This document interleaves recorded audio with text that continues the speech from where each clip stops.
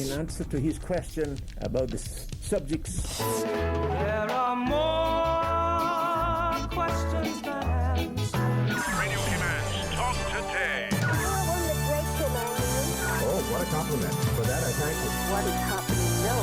They are hopeless and hungry. Now it's time for us to stand up for God or we fall to nothing. It's time now for Radio Cayman's Talk Today. If you're ready to talk, we're willing to listen. Cayman Islands' foremost listeners participation program. Radio Cayman Talk Today. Listening to the general public, what the public is saying.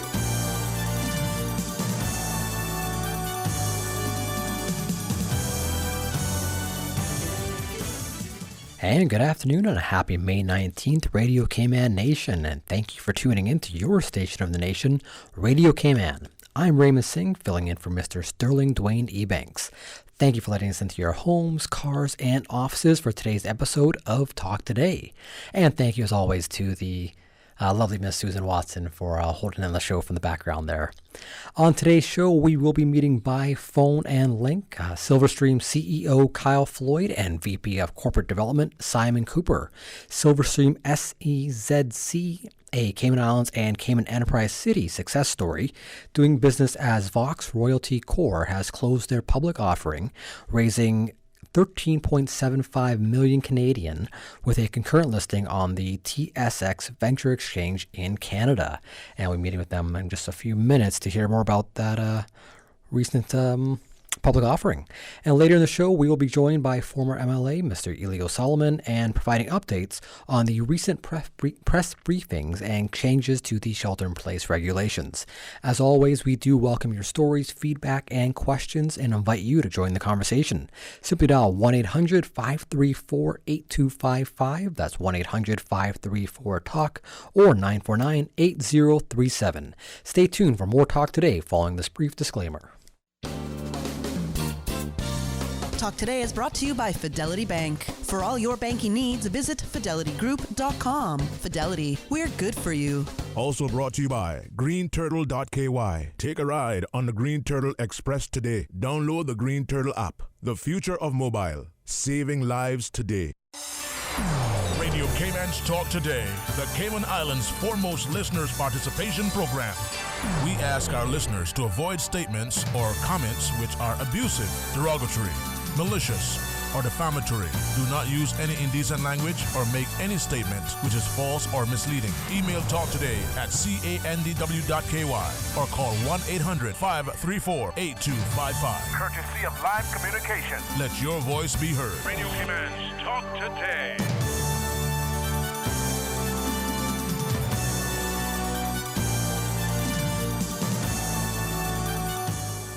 And welcome back to Talk Today. In case you're just tuning in for today's show, I'm your fill-in host, Raymond Singh, filling in for Mr. Sterling Dwayne Ebanks. And I assume we only have our listeners from A to K listening today, as all the Altazay folks are down at the beach today, enjoying some newfound freedoms. Now, we do have on the line, and good afternoon, Mr. Simon Cooper and Mr. Kyle Floyd. Good afternoon, gentlemen. Good afternoon, Raymond. Thanks for having us. Thank you for joining. Now, just for how are you all holding up with the shelter in place and all of these social developments of late? Certainly interesting times, but I think all things considered, Raymond, pretty well. Thankfully for our business, we've been in relatively good shape.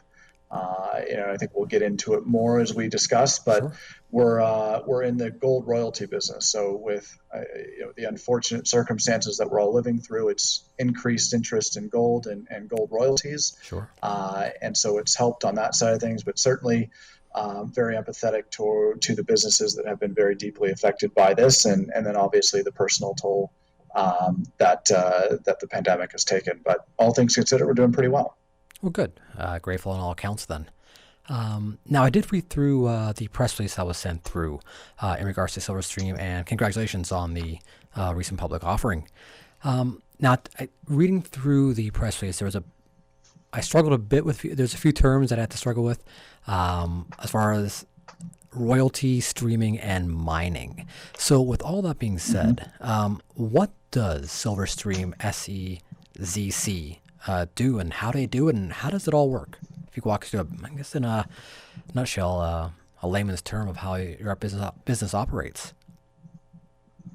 Yeah, and that's a really good question. Our business is actually very simple, despite some of the terminology that's used.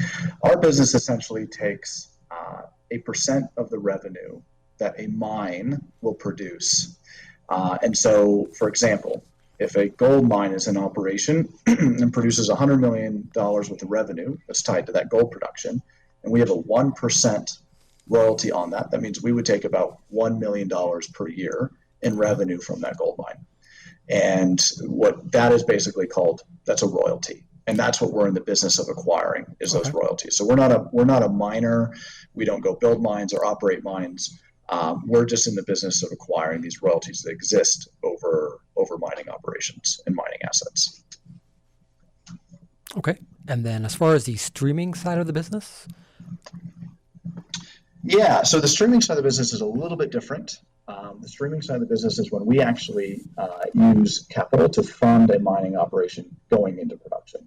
That's the most common use of a stream. And what happens is it's very similar to a royalty, but we are actually buying the gold, the physical, and then we're buying that at a discount to what the market price is. And so we're capturing the difference between, say, buying gold at $400 an ounce versus close to $1,700, $1,800 an ounce where it's trading now. And then we would capture that difference in a streaming arrangement. A royalty, we pay nothing for the future production. We just continue to get the income from that royalty. So a slight difference or a slight nuance, but pretty similar structures. That's great. And as far as now reading through the press release, there's 37 royalties and streams covering a number of different jurisdictions. Where are those jurisdictions located? Yeah, so we're in jurisdictions all over the world. I believe we're in 5 or 6 continents now. And our interests span everywhere from Australia to South America to North America to Africa. And I think we're in the process of acquiring a royalty in Asia as well. So we've covered most continents, and we focus on really the best mining jurisdictions. And so Australia is a very, I would say, the most dominant position we have in terms of royalties is linked to Australian-based assets, which happens to be, if not the best mining jurisdiction in the world, one of the best, certainly. Okay. And when we're talking about gold, reading the press release again, there was the mention of precious metals. Are there any other metals that you're mining for, or is it strictly limited to gold? Yeah, the mining operations that we have royalties over are mining everything from gold to lithium, and most metals, most hard rock metals in between. Most of our exposure is to gold, but we have a very interesting royalty over developing what you would call a platinum group metals project in Brazil. And so that's gold, silver, platinum, palladium, and then also nickel, and some actually rhodium and other metals that are also interesting. So our biggest exposure is to gold, but we have exposure to quite a few metals. Okay. And then as far as the operation being based out of Cayman Enterprise City, how long have you been in operation at Cayman Enterprise City, and what was the reason for opening up shop here? Yeah, a really good question, and we're really grateful to the Cayman community. We were one of the first 50 companies to establish in the Cayman Enterprise City, and specifically for the commodity zone within the Cayman Enterprise City. And there were a couple of really big factors for us. We were looking at jurisdictions all over the world for where we would incorporate that not only gave us as close to a tax neutral setting as possible, but also allowed us to build our business and build out our resources. And the Cayman Enterprise City really helped us in doing that. One of the biggest things is we have a very unique labor force that we look for in terms of skill set. We hire mining engineers and geologists, and through the Cayman Enterprise City, we were able to secure work permits for these highly skilled individuals, where for the most part, other jurisdictions would have been very difficult to be able to hire and bring on that talent. And so it let us be a global workforce with the ability to go hire the best people in the world for our business without the risk of not being able to get visas or work permits. And so that was a really big thing. The other opportunity within the Cayman Enterprise City was being part of a zone with other commodities and derivatives type businesses, being able to be a small company and have the scalability within the zone with the way that business is set up to help businesses like ours. So it was really helpful to come to Cayman and to be a part of the Cayman Enterprise City in terms of growing our business. Okay, and so roughly 7-8 years since you've been in operation? Yeah, so we incorporated in Cayman and joined the zone. It was in January and February of 2014, okay. Which now seems like a lifetime ago. 2 months ago feels like a lifetime ago for many, so yeah, no doubt. Okay, and then as far as the, on that note, with the current climate and financial climate, economic climate, you mentioned briefly earlier that there's been a elevated interest in gold and commodities, etc. How has your business overall been impacted by it, and the industry for that part as well? Yes, I can touch on that. I guess a lot of our portfolio is really heavily weighted towards, obviously, that precious metals side of the spectrum. So as Kyle mentioned, sort of the gold and silver. And I think in terms of, times of uncertainty, you do see gold is seen as somewhat of a safe haven, as a safe haven asset. So we've seen the prices in gold have gone up. We've also seen sort of interest in gold has gone up during that time as well. So there have been a lot of people that have sort of flocked to gold as a commodity and to wanting to get exposure to that.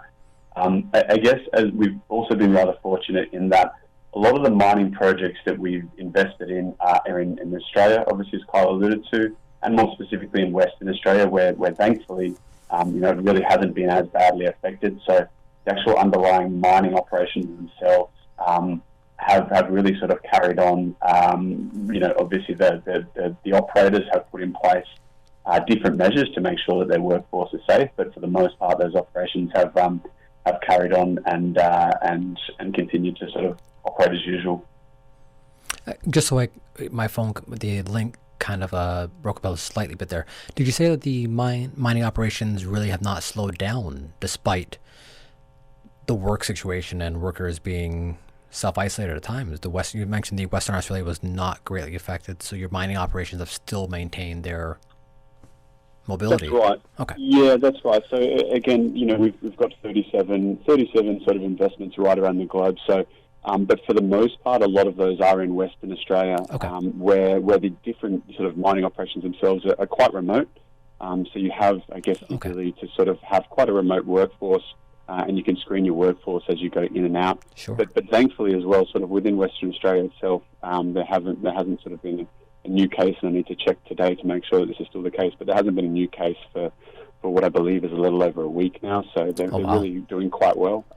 So thankfully, again, that's great for Western Australia, and it's also good for sort of the operators that are continuing to operate these different mining projects. Fair enough. Now, as far as the industry itself, is that good fortune been extended across the industry, or are we seeing other mining operations throughout the globe suffer a bit with the self-isolation measures or isolation measures?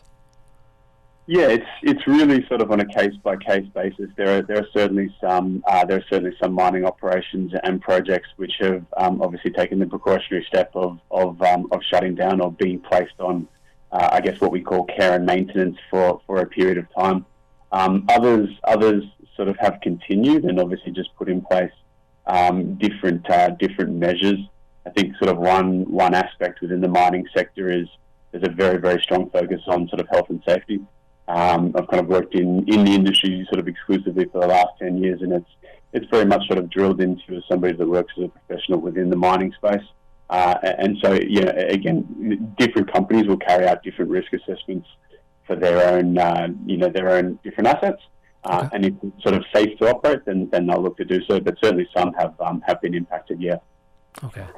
I mean, it's the nature of the beast, right? It's the way the global situation is playing out. Someone's going to be affected. Now, as far as the recent public offering, this recently closed.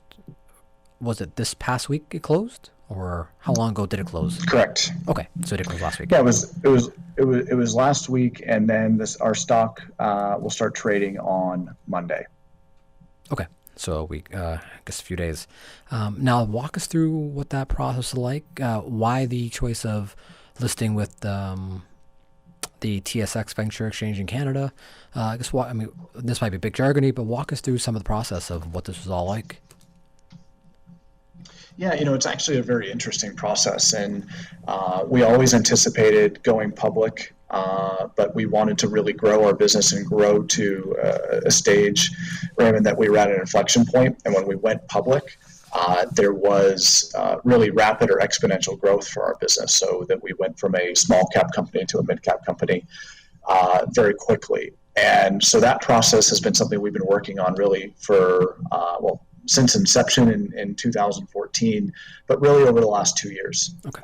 It's been about a 2-year process of going through the various regulations and doing the things that's needed to be a publicly traded business. And it's something we're very proud of. We had a very patient and good group of shareholders, both on island and around the world, that supported us in growing our business and allowing us to grow a business the right way. So when we were public, we were very successful. And was there a benefit or reason to linking up with the Venture Exchange in Canada?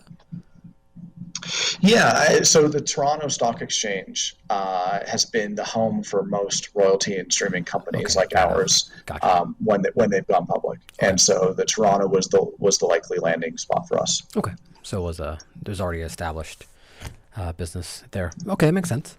Yep. And then as far as, because you have grown, this is a significant amount of capital to you were doing very well. With your royalties leading up to this, what does this mean for the future of SoStream? What is the growth like going to be in the next few years? Yeah, it's really exciting. We've been the fastest growing royalty company on the planet, and that's everything from the $30 billion majors down to us at call it about $100 million Canadian valuation. And so we've been on this exponential growth curve for about a year. And going public really helps our growth. It helps our profile in the public markets. It helps our profile with the sellers of these royalties that want to know that they're dealing with a growing counterparty. Sure. And a lot of our transactions are done in stock. And so in a public company, in exchange for a royalty interest, is obviously a little bit more preferable to taking stock in a private vehicle. So we've been very successful, albeit as a private company. Now, as we become public and the notoriety of our business increases, and we have a what's generally called a more liquid currency or liquid share for vendors of royalties to take in exchange for us purchasing their royalty, the growth for our business continues to project out to be the fastest growing royalty company on the planet, and we don't see any slowdown in that growth. And a lot of that is due.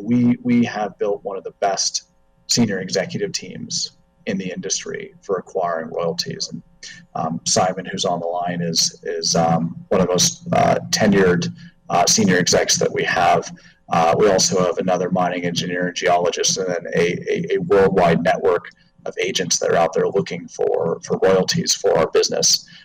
And it's that collective team and collective effort that allows us to grow the way that we're growing at the pace that we're growing.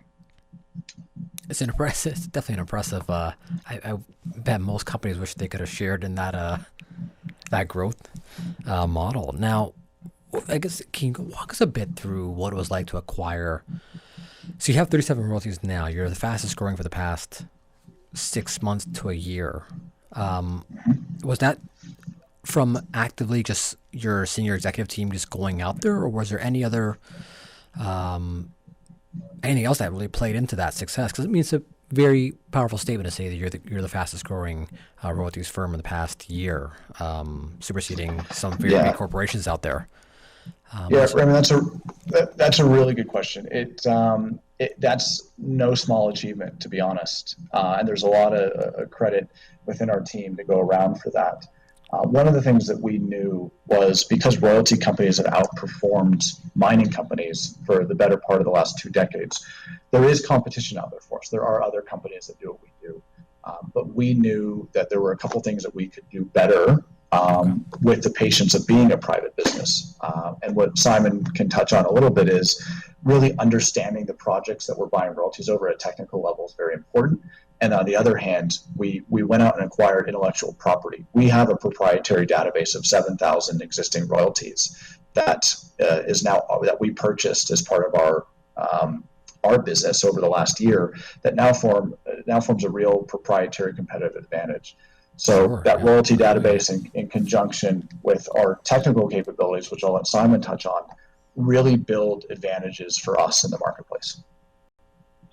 Yeah, and I think, again, a lot of the senior executive team really has a technical background first, and then that's kind of been brought into the forefront in terms of going out and looking at more corporate development initiatives and getting in front of new opportunities. So my background personally is in geology and mining engineering. Okay. I've worked right across the globe at a number of different mining operations from Australia to Africa to Central Asia. And then joined about 3.5 years ago, really under the premise of, as Kyle alluded to, looking at projects with that technical lens on and doing a lot of their sort of heavy technical due diligence. And that's morphed to getting in front of new opportunities and new royalties with which we can acquire. I guess sitting alongside me and looking at projects that we can, or looking at royalties, I should say, that we can acquire. We've also got another mining engineer that sort of went on to become an investment banker, and then now obviously works for us, and then another geologist who sort of managed very large exploration projects for some of the biggest mining companies in the world, and again, it's come on to work for us. Those two gentlemen actually, over the course of about 10 years, built up a royalty database of all, the existing royalties sort of right across the globe. And essentially, we acquired that database, and as part of that acquisition, we brought them on board. And really what that database does is it lets us get in front of opportunities that aren't necessarily sort of, that our peers, I guess, or our competitors within the space don't necessarily sort of have access to. And that's driven a lot of that growth as well. That's quite a phone book to have access to. It is, yeah. It is indeed. 7,000 royalties, and there's a lot of opportunities to go in front, get in front of. Sure, no, that's a gold mine in itself. That list that you have right there, gentlemen. On that note, let's take a quick commercial break. And we come back. I want to hear a bit more about as you close off this segment about your recent successes. I'll be back with more talk today right after this commercial break. Fidelity Bank would like to thank all essential workers. We salute your efforts and thank you for the sacrifices you've made to keep us all safe. During these challenging times we're facing, our top priority is the health and safety of the communities we serve. And while it's true that things are changing rapidly every day, one thing that will never change is our commitment to giving you the best and sound financial solutions to help you during and after the coronavirus pandemic. At Fidelity Bank, our focus will always be you. Fidelity, we're good for you. I've got some beautiful clothes. I know just where they go. Puritan Cleaners. We are open. Visit Puritan Cleaners drive-through off Eastern Avenue, 8 a.m. till 3 p.m., Monday to Saturday. Our Elgin Avenue and Savannah locations will remain closed. However, your items can easily be transferred to Eastern Avenue. Just call us at 949-7104. That's 949-7104 with your request. Puritan Cleaners. You feel good when you look good. Oh gosh. Don't let the stress of taking care of loved ones get you down. Home care, now made easier with Cayman Medical Supplies. 100% Caymanian owned. Cayman Medical Supplies now stocks a wide range of home care supplies. Hospital beds, all types of wheelchairs, including beach access wheelchairs, lifts, commodes, shower chairs, walkers, Curad brand orthopedic supplies. Free blood glucose monitors with the purchase of 1 pack of test strips, blue underpads, and a whole lot more. Need home care convenience? Drop by Cayman Medical Supplies at 93 Smith Road, Windward Center, or call 949-6211. Free delivery. Open 9 a.m. to 5 p.m. Still delivering island-wide for your convenience. We have in stock blue surgical masks, infrared thermometers, and N95 masks available at retail and for delivery Monday to Saturday. Social distancing is crucial for our community to get back to normal. And never before has communication been so crucial. Keeping in touch with family, friends, and up to date requires you to stay in touch. Green Turtle offers the solution for both. Download the Green Turtle app now. Top up yours or a loved one's phone with any mobile carrier in any destination in Cayman. Phones delivered to your home, and with the new rewards program, you can even redeem points towards a new phone and other products. Download the Green Turtle app today. Green Turtle is not only the future of mobile, but today it can help save a life. Hashtag Stay Home Cayman. Take a ride on the Green Turtle Express today. Download the Green Turtle app. The future of mobile, saving lives today.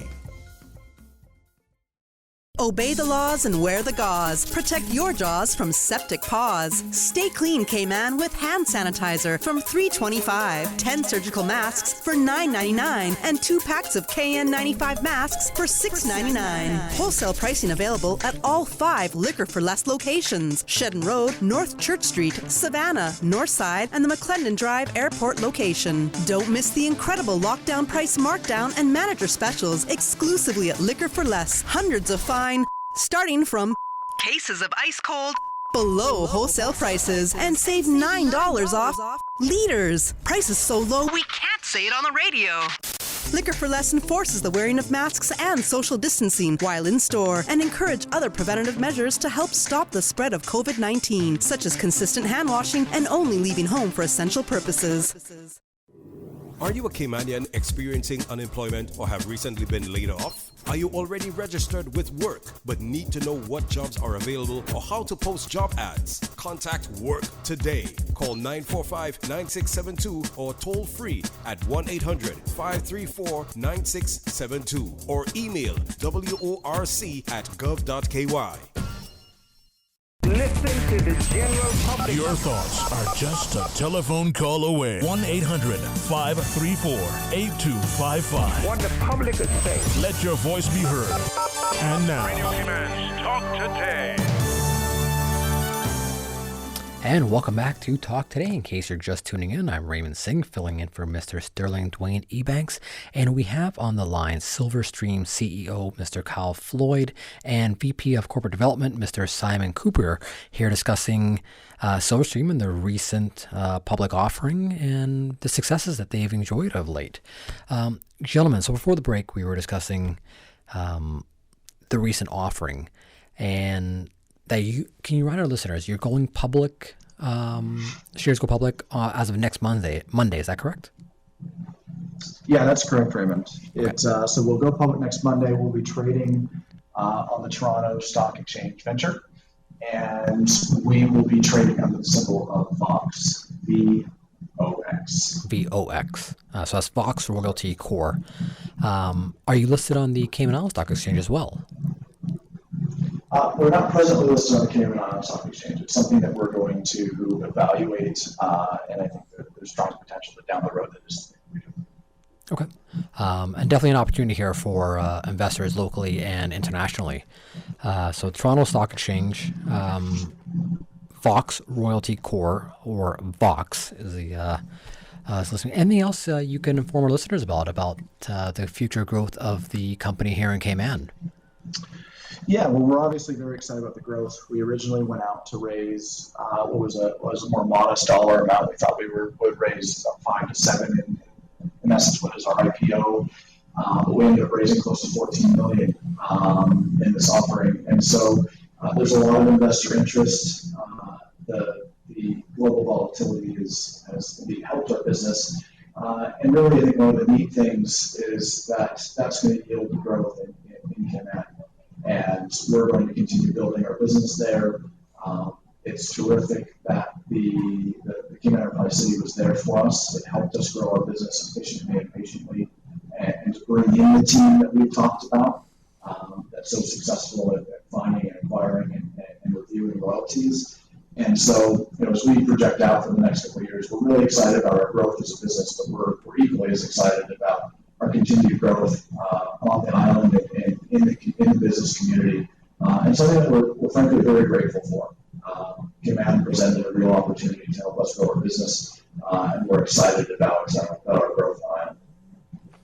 That's great, Simon. Thank you for that. Your phone was breaking up just a bit there, but I'm pretty sure we got most of it. Now, as far as the congratulations again. I mean, to go out there and to set a modest raising of 6 or 7 and to double that is truly a testament to how investors truly do feel about your companies. So our hats are off to you on that growth and development, especially over the past year. Well done, and we hope you can maintain weathering the storm that we're seeing globally at the moment. Sorry, that was Kyle. Simon, anything else you want to add on that? No, look, again, kind of just to double back on Kyle's point, I mean, we've certainly been busy over the last 12 months, and I think, having the catalyst of a public listing behind us, we expect to be busy over the next 12 months in terms of, the opportunities that we can get in front of and the different deals that we can go and look to acquire. Sure. And certainly looking to,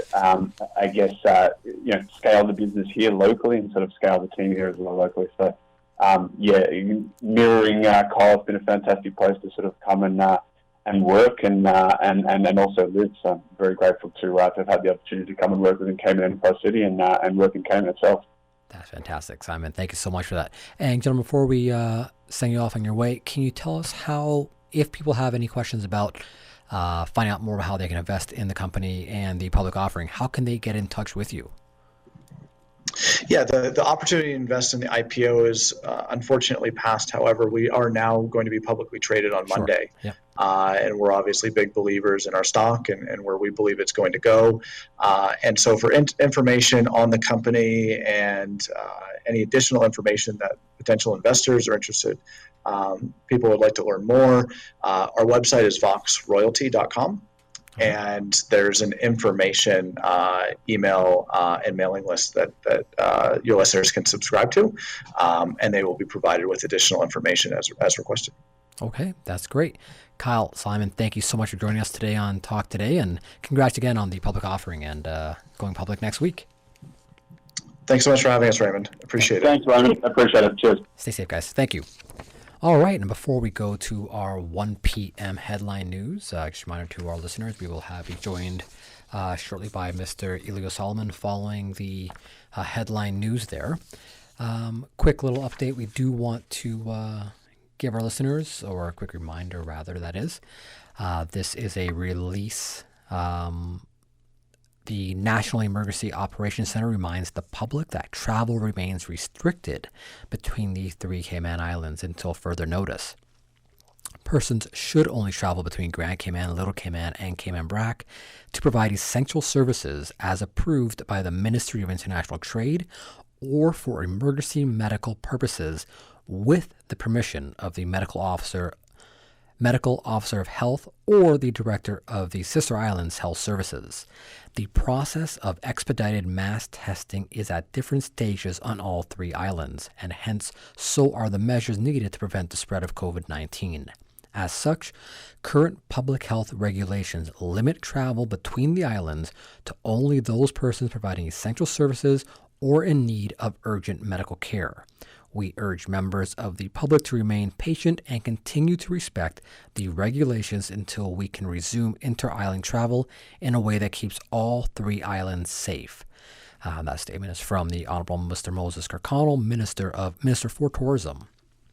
While government realizes that there may be other compelling reasons for travel, all persons wishing to move between the islands must first notify the medical officer of health or director of Sister Islands Health Services.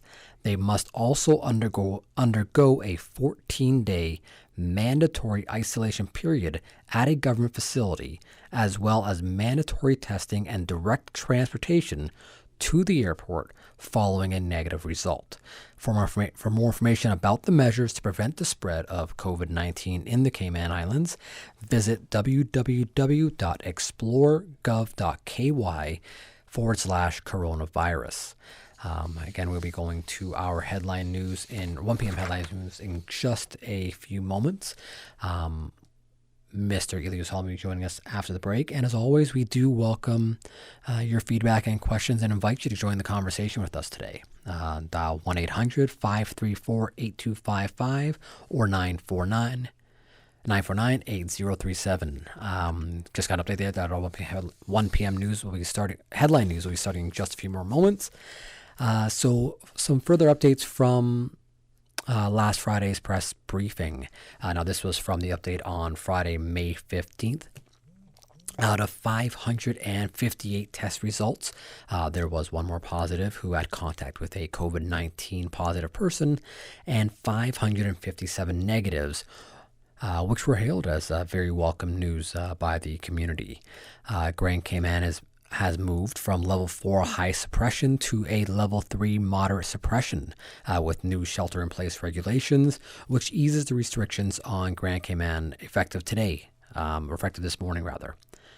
On that note, we have been notified our headline news is coming up. We'll be back with more talk today following this 1 p.m. headline news.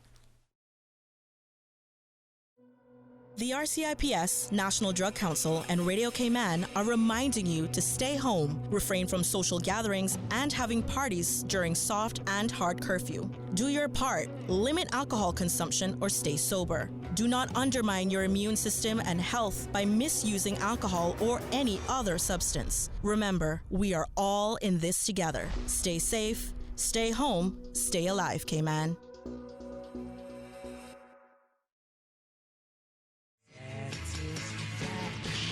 Satisfaction is guaranteed 24 hours a day, whether it's music or information. Grand Cayman to Cayman Brac to Little Cayman.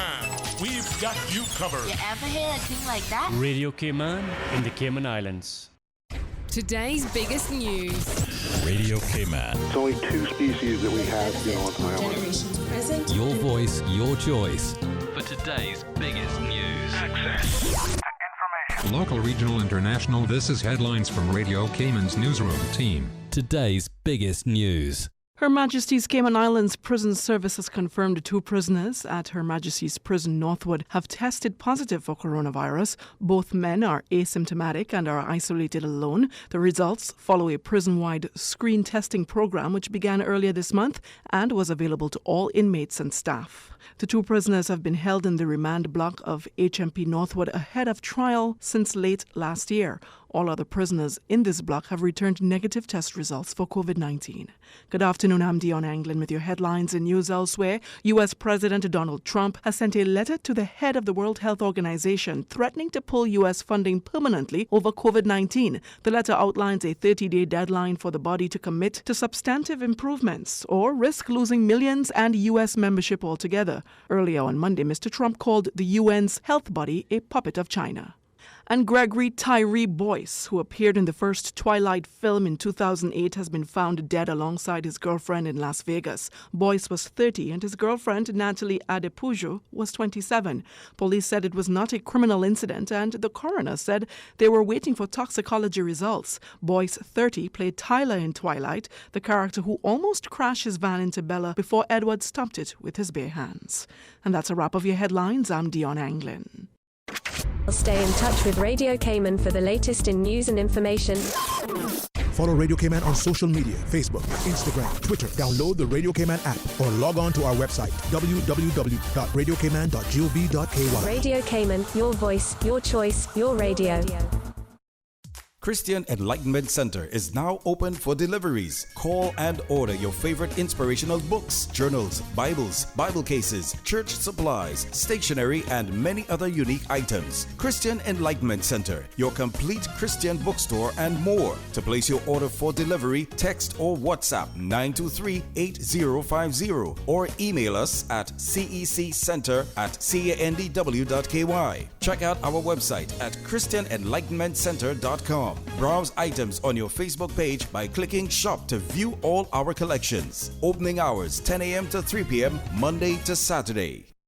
Social distancing is crucial for our community to get back to normal. And never before has communication been so crucial. Keeping in touch with family, friends, and up to date requires you to stay in touch. Green Turtle offers the solution for both. Download the Green Turtle app now. Top up yours or a loved one's phone with any mobile carrier in any destination in Cayman. Phones delivered to your home, and with the new rewards program, you can even redeem points towards a new phone and other products. Download the Green Turtle app today. Green Turtle is not only the future of mobile, but today it can help save a life. Hashtag Stay Home Cayman. Take a ride on the Green Turtle Express today. Download the Green Turtle app. The future of mobile, saving lives today. Fluff and Fold in Camana Bay is open. You've been carrying a heavy load for some time. Take a break and let Fluff and Fold carry the load. Dry cleaning and wash and fold laundry service with all necessary measures to ensure the safety of our staff and customers. Contact free pickup and drop off at their Camana Bay location. Give yourself a little bit of freedom. Fluff and Fold in Camana Bay. Open 10 a.m. to 5 p.m. Monday through Saturday. For more information, call Fluff and Fold at 943-5833. Fidelity Bank would like to thank all essential workers. We salute your efforts and thank you for the sacrifices you've made to keep us all safe. During these challenging times we're facing, our top priority is the health and safety of the communities we serve. And while it's true that things are changing rapidly every day, one thing that will never change is our commitment to giving you the best and sound financial solutions to help you during and after the coronavirus pandemic. At Fidelity Bank, our focus will always be you. Fidelity, we're good for you. Attention all blood donors, we need a pint from you. Join us at the National Blood Bank this Thursday, 10 a.m. until 3 p.m. The off-campus location at the Red Cross building across from the Farmers Market. Spend 15 minutes, give your pint, and save 3 lives. Curfew day not your day? Not a problem. Visit giveblood.ky, request your letter, and it will be emailed to you. The National Blood Bank Auxiliary location at the Red Cross building. Compliments of the Cayman Islands Red Cross. Community partners are Rotary Club Central, Generali Health Insurance, Car City Fosters Group, and the Cayman Blood Donors Service. Remember, when blood is needed, nothing else will do. This message is courtesy of the Rotary Club Central, supporting the National Blood Bank since 1999. Rotary, connecting the world. Obey the laws and wear the gauze. Protect your jaws from septic paws. Stay clean, Cayman, with hand sanitizer from $3.25. 10 surgical masks for $9.99. And 2 packs of KN95 masks for $6.99. Wholesale pricing available at all 5 Liquor for Less locations. Shedden Road, North Church Street, Savannah, Northside, and the McClendon Drive Airport location. Don't miss the incredible lockdown price markdown and manager specials exclusively at Liquor for Less. Hundreds of fine starting from cases of ice cold below wholesale prices, and save $9 off liters. Prices so low we can't say it on the radio. Liquor for Less enforces the wearing of masks and social distancing while in store and encourage other preventative measures to help stop the spread of COVID-19, such as consistent hand washing and only leaving home for essential purposes. Talk today. But I do have some questions. Talk today. Cayman Islands' foremost listeners' participation program. Talk today. Because there are more questions than answers. What the public is saying. Waiting to take your calls right now. Sterling Dwayne Ebanks.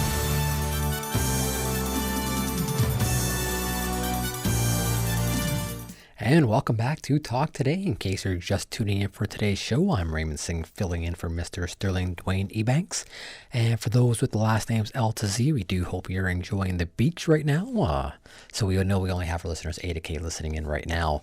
But on a fun note, we do have on the line Mr. Elio Solomon joining us for the next half hour of today's show. Mr. Solomon, good afternoon.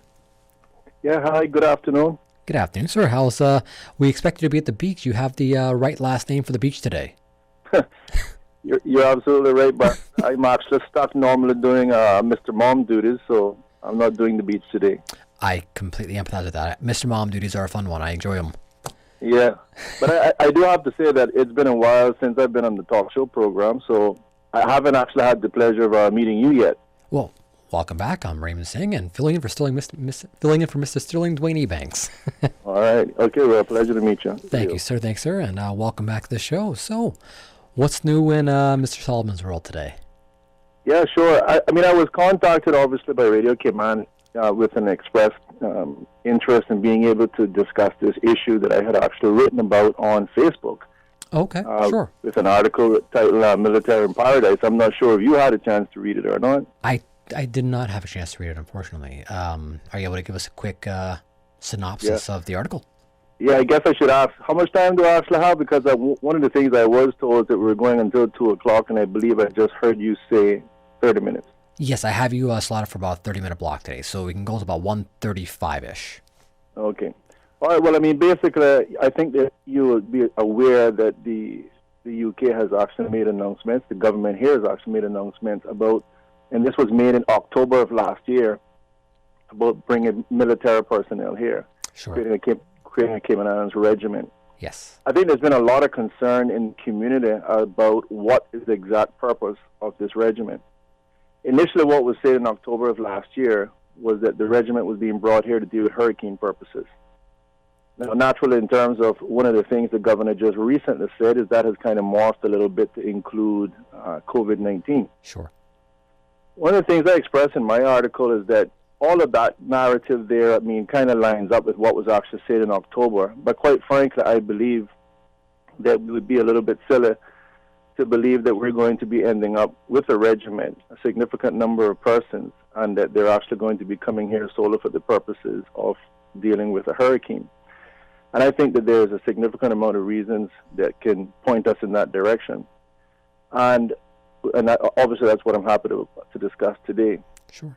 So one of the things I'm actually saying is that if you actually look at the situation with the military, the UK has made it expressly clear through many of their politicians, even their Prime Minister, Mr. Gordon Brown, was one exchequer, who made it very clear that his intention was, and he stated this in front of the European Parliament as well, that he was going to destroy the Cayman Islands as a financial services industry. I think that we have to take those things seriously, because this is not someone saying we want to make some modifications to it. This is someone saying, as a Prime Minister of the UK, the mother country for the Cayman Islands, and as unfortunate as it is that I have to be the one to bring some bad news, I think it is a very sad scenario when you can have the Prime Minister of the mother country, who's supposed to be looking after the territories, and if anything, aiding in their development, actually expressing that he's going to destroy the financial services industry. So how long ago were those comments made? I can actually see if I can pull up the article. It was printed in the Compass not that long ago.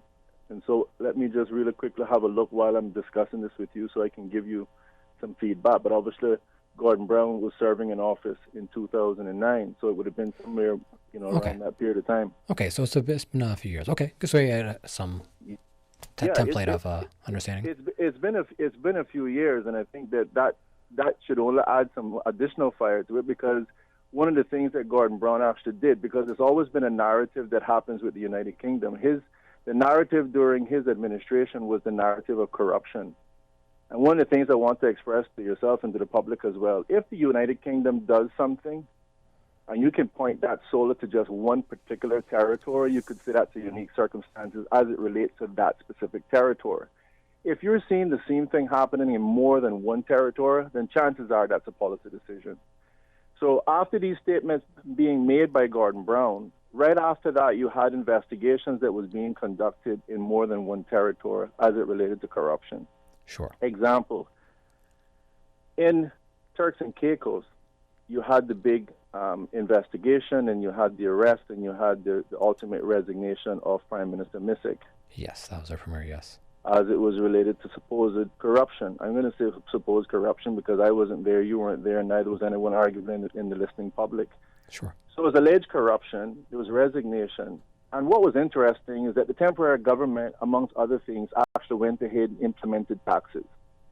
Now, one has to really argue, if we're talking about corruption, how do we end up that we're implementing taxes in the Turks and Caicos? And what I want to parallel that to show that it's a policy decision is at the same time there were investigations about corruption in the Cayman Islands, namely Operation Tempura, which cost this country nothing less than $14 million in direct funds. Nothing came out of it. No one knows the amount that had to be paid to a commissioner that left the island. Between $2 and $7 million is what we hear. So 2 investigations about corruptions in 2 separate territories. And ultimately, we know that the premier here was investigated, the then premier, Mr. McKeever Bush, was actually investigated and ultimately arrested. And that, again, was on the argument about corruption. So among other things, we get to see that Mr. Gordon Brown, as the Prime Minister, was not just making an empty promise. He made an effort to do what he could do to disrupt this so-called tax haven business and the territories. So he was actually doing his best to live up to those words. And I think that should cause us all concern. Another thing that I can just add to that very quickly is the fact that no Prime Minister or no politician is going to say something where they do not believe that there is some fertile soil for that, both in the British public as well as in those persons who are on the other side of the aisle. Okay? Am I there? Are you there? No, yeah? I'm here. I'm listening to you. Okay, perfect. So if you actually look at that, I think that starts to lead us in the direction that, amongst other things, and there's additional evidence that should be able to show us that the UK, as in its government, and many persons in the government, want to have direct rule of the country, and they actually want to be able to, in known certain terms, destroy, not modify, not tweak it, but to destroy it, as for their words. I don't recall anyone else getting up there and chastising the Prime Minister for those statements that were made. No one asked him to recant them. No one. Jeremy Corbyn, later on, as you know, was the leader of the opposition, and he also stated that we should actually have direct rule over the territories also. There have been a series of events that actually take place, and I'll just fast forward a little bit to what we have at present. We have a situation where there was a directive sent down for the SAMLA, which was the sanctions insofar as the Anti-Money Laundering Act in the United Kingdom. And what was interesting, amongst other things, is that the Prime Minister, Theresa May, actually appointed the now Prime Minister, Mr. Boris Johnson, to head up the Foreign Secretary, the Foreign and Commonwealth Office. He was the Foreign Secretary between 2016 and 2018. Correct, yeah. During that period of time, we've actually had the legislation, the SAMLA, of which supposedly two backbenchers, one from the Labour and one from Conservatives, Mitchells and Hodges, comes forward with an amendment. And supposedly the front bench was just had to concede. And I'll just say, from my experience in politics, I've seen the same thing play out here. When the front bench wants something, they'll have the back bench bring it and blame it on them. You know, we have some rebel Tories within our group. But at the end of the day, what actually transpired is that in that SAMLA, or in that Anti-Money Laundering Act and the sanctions thereof, ultimately meant that the Cayman Islands, for example, had to install a public register by the 31st of December 2019. Now, there has been numerous persons in this country, reputable persons. You have persons like Mr. Ridley. You have persons like Mr. Tony Travers. I think Mr. Paul Biles was there. If it was required, people like that who warn at best that this is going to have major impact, if not completely destroy our financial services industry. So again, if we want, we can, close our eyes and be the proverbial ostrich and say, nothing's actually happened. There's no link, for example, to comments that was made by Corbyn or comments that were made by the Prime Minister, Gordon Brown. I think there is. And our Premier, the present Premier, for example, made some very strong statements, stand behind those statements, basically saying that, he does not support it and that this sort of imposition that's being taken place by the UK government was not good. Now, just read one of those comments right here. No, this was printed in the Guardian in an article titled British Overseas Territories in Talks to Keep Tax Haven Secrecy. Here are the comments made by our Premier, Alden McLaughlin. He said he would try to change the island's constitutional relationship with the UK, describing the Commons vote as reminiscent of the worst injustices of bygone era of colonial despotism. He added, we want to remove the ability for the UK to be able to randomly legislate for us. This matter extends well beyond the issue of beneficial ownership registers or the broader financial services sector. If the UK feels emboldened by what it has just done and believes it can do it anytime it doesn't like something here, or it wants to impose something on us, it's not just the financial services industry at risk, but our very existence. And I want to tell you and the general public that the Honorable Alden McLaughlin, we might not always agree on things, but he's not going to make these statements willy-nilly, to use his expressions. He is a person who was, first of all, a learned lawyer. In addition to that, he has his experience in financial services. For someone to take these sort of strong positions, it's because they realize the serious consequences of being able to implement a registry. Sure. The Cayman Islands expressed that we would not do so unless we got to a point where there was a global standard that was set. Now, I'm understanding, unfortunately, that we might have somewhat conceded on that, succumb, because I'm understanding that we're planning on going forward with it in 2023. And that is unfortunate because I think the position of global standard is the way that it should be done. And there were also expressed clear positions, even by Minister Bellingham, who used to head up the territories while I was in office. He made it clear that this particular request of the territories would have significant ramifications. He even stated that, specifically about BVI, that the UK government would have to work to help these people transition in the new world that they would actually have to live in. And so, considering my short period of time, I'm personally running through some of these things that I believe clearly should be leaving us in a position that one of the things that the UK, many persons within the UK government wants to do, not tweak, not modify, not enhance, not improve, they want to destroy the Cayman Islands financial services industry. There's also a quote coming from the previous Premier, Mr. McKeever Bush, who is now the Honourable Speaker of the House, where he loaned support to the comments being made by Minister McLaughlin, or the Premier, Alder McLaughlin. And why do I stress that? I stress that because I think it's fair to say that the UK knows that any modification such as those things to this country that's going to destroy our financial services industry will have no political support. But nevertheless, the argument is going to go forward with it. And before I kind of culminate things, let me just give a couple of other things. There is a report that was published in the UK. This is entitled Global Britain and the British Overseas Territories. Sure. Resetting the Relationship. This is printed on 13th of February, 2019. So let me draw to the general public just some of the things, because there might be persons who might be wondering, what could the UK want to have the military here? After all, what would we want to rebel about? We would want to rebel if someone's going to destroy our financial industry.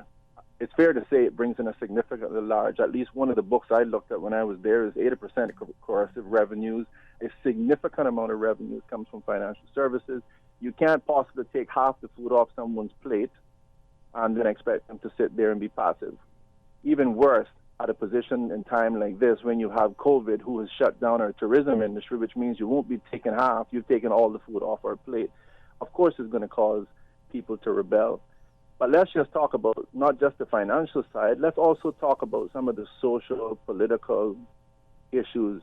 In this report, and I'm going to just browse down, I think it was Article 33, or Paragraph 33. So can you just refresh our listeners, where is this report coming from that you're reading from? You can get it right off the internet. All right, let me just give you the title so you can have a look. This is from the House of Commons Foreign Affairs Committee, entitled Global Britain and British Overseas Territories, Resetting the Relationship. And this is from 2019, you mentioned? 2nd of February 2019, correct. Okay, now if you actually look at this report, and I wonder if I can find Article 33. Well, while you look for that, let's take a quick commercial break. When we come back, you can tell us a bit more about the article that you're reading from the House of Commons. I'll be back with more talk today, right after this brief commercial break.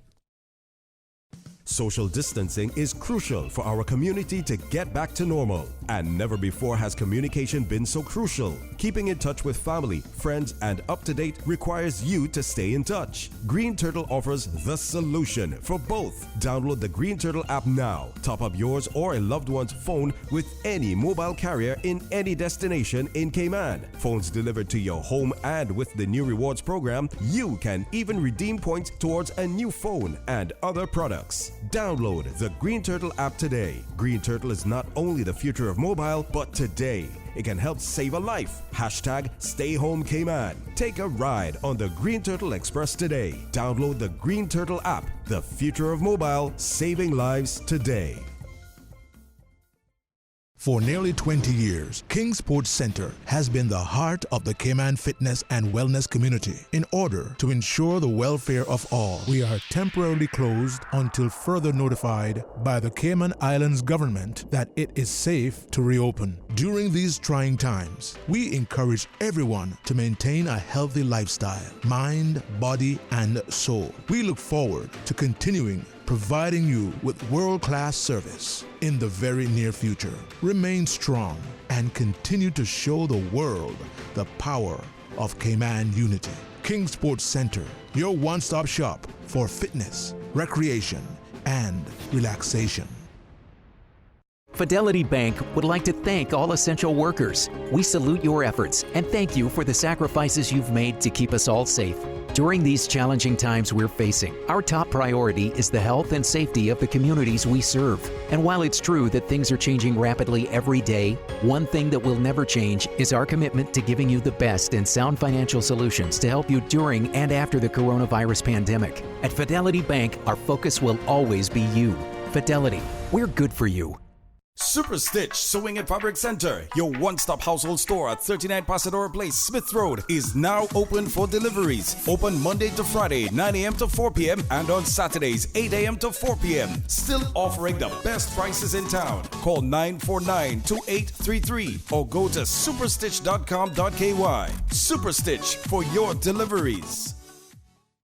The public is reminded that as of today, beach access will be allowed using the last name protocols strictly for exercise, including swimming. The hours for exercise have been extended to 2 hours each day between 5:15 a.m. to 7 p.m. daily. Shoreline fishing and fishing by boat are allowed, but limited to 2 persons per boat. Strata pools can be used for swimming, and tennis courts can also be used, but are limited to members of a single household or a maximum of 2 persons with social distancing maintained. Also from today, public buses can operate. However, seating must be staged in such a way that each passenger is able to distance as far as possible from the other passengers and driver. All residents must wear face masks or other face coverings while taking public transportation, inside buildings or other public places. For more information and to view the new regulations in full, go to www.gov.ky/coronavirus.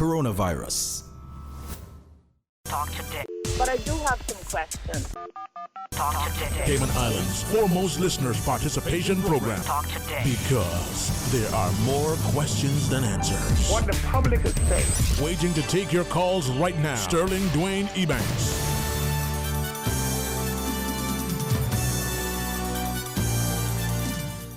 And welcome back to Talk Today. In case you're just tuning in, I'm Raymond Singh, filling in for Mr. Sterling Dwayne Ebanks, and we have on the line Mr. Elio Solomon, here discussing some concerns he believes are on the horizon, and in relation to a recent post made on social media, where concerns were raised in regards to potential future taxation and the invitation of military. Mr. Solomon, I'll put you back on the spotlight. Yeah, and I'm going, and thank you, Raymond. I'm given the facts as they exist, and all of this is in writing, and I want to ensure the public, they can have a look for anyone who's having any sort of doubts. Just want to shore things up. This is a report, Global Britain and the overseas territories, and it says, restarting the relationship. Now, let me just read 33 really quickly, which covers the finances, and then I want to move on very quickly to the social and political side. Basically, this says the Parliament has judged public registers of beneficial ownership to be a matter of national security. Those who seek to undermine our security and that of our allies must not be able to use overseas territories to launder their funds. And bottom line is, they go on, you can read it all for yourself. We profoundly regret, however, that they're actually saying that they may not be published before 2023. And the UK is saying, just prior to that, that we do not accept the language of the fact that the politicians are saying it's not going to happen by the deadline that was set by the UK Parliament for the 31st of December 2020. I'm going to move on to the social political issues, because one of the things that I mentioned in my article is the fact that the United Kingdom, just on those same points that you heard from Jeremy Corbyn about direct rule, one of the things that one of the visions of the now Prime Minister is two things. Singapore and the Thames, which means he wants to build the UK as a tax haven. Singapore and the Thames, again, you can look that up. The other one is a global Britain, and part of that means that the Cayman Islands becomes pretty much like a borough of the United Kingdom. Let's look at some of the legislative changes here. One, and again, my personal views does not matter. These are just the facts. Article 63 or paragraph 63, it is time for all overseas territories to legalize same-sex marriage and for the UK government to do more than simply support it in principle. It must be prepared to step in, as it did in 2001 when an order of council decriminalized homosexuality in the OTs that had refused to do so. Then I'll move on to 67. Belongership and its equivalent are wrong. While we recognize that the OTs are small communities with unique cultural identities, we do not accept that there is any justification to deny legal residents of British overseas territories and UK citizens from having the right to vote and to hold elected office in those territories. This elevates one group of British people over another and risks undermining the ties that bind the UK and the overseas territories together in one global British family.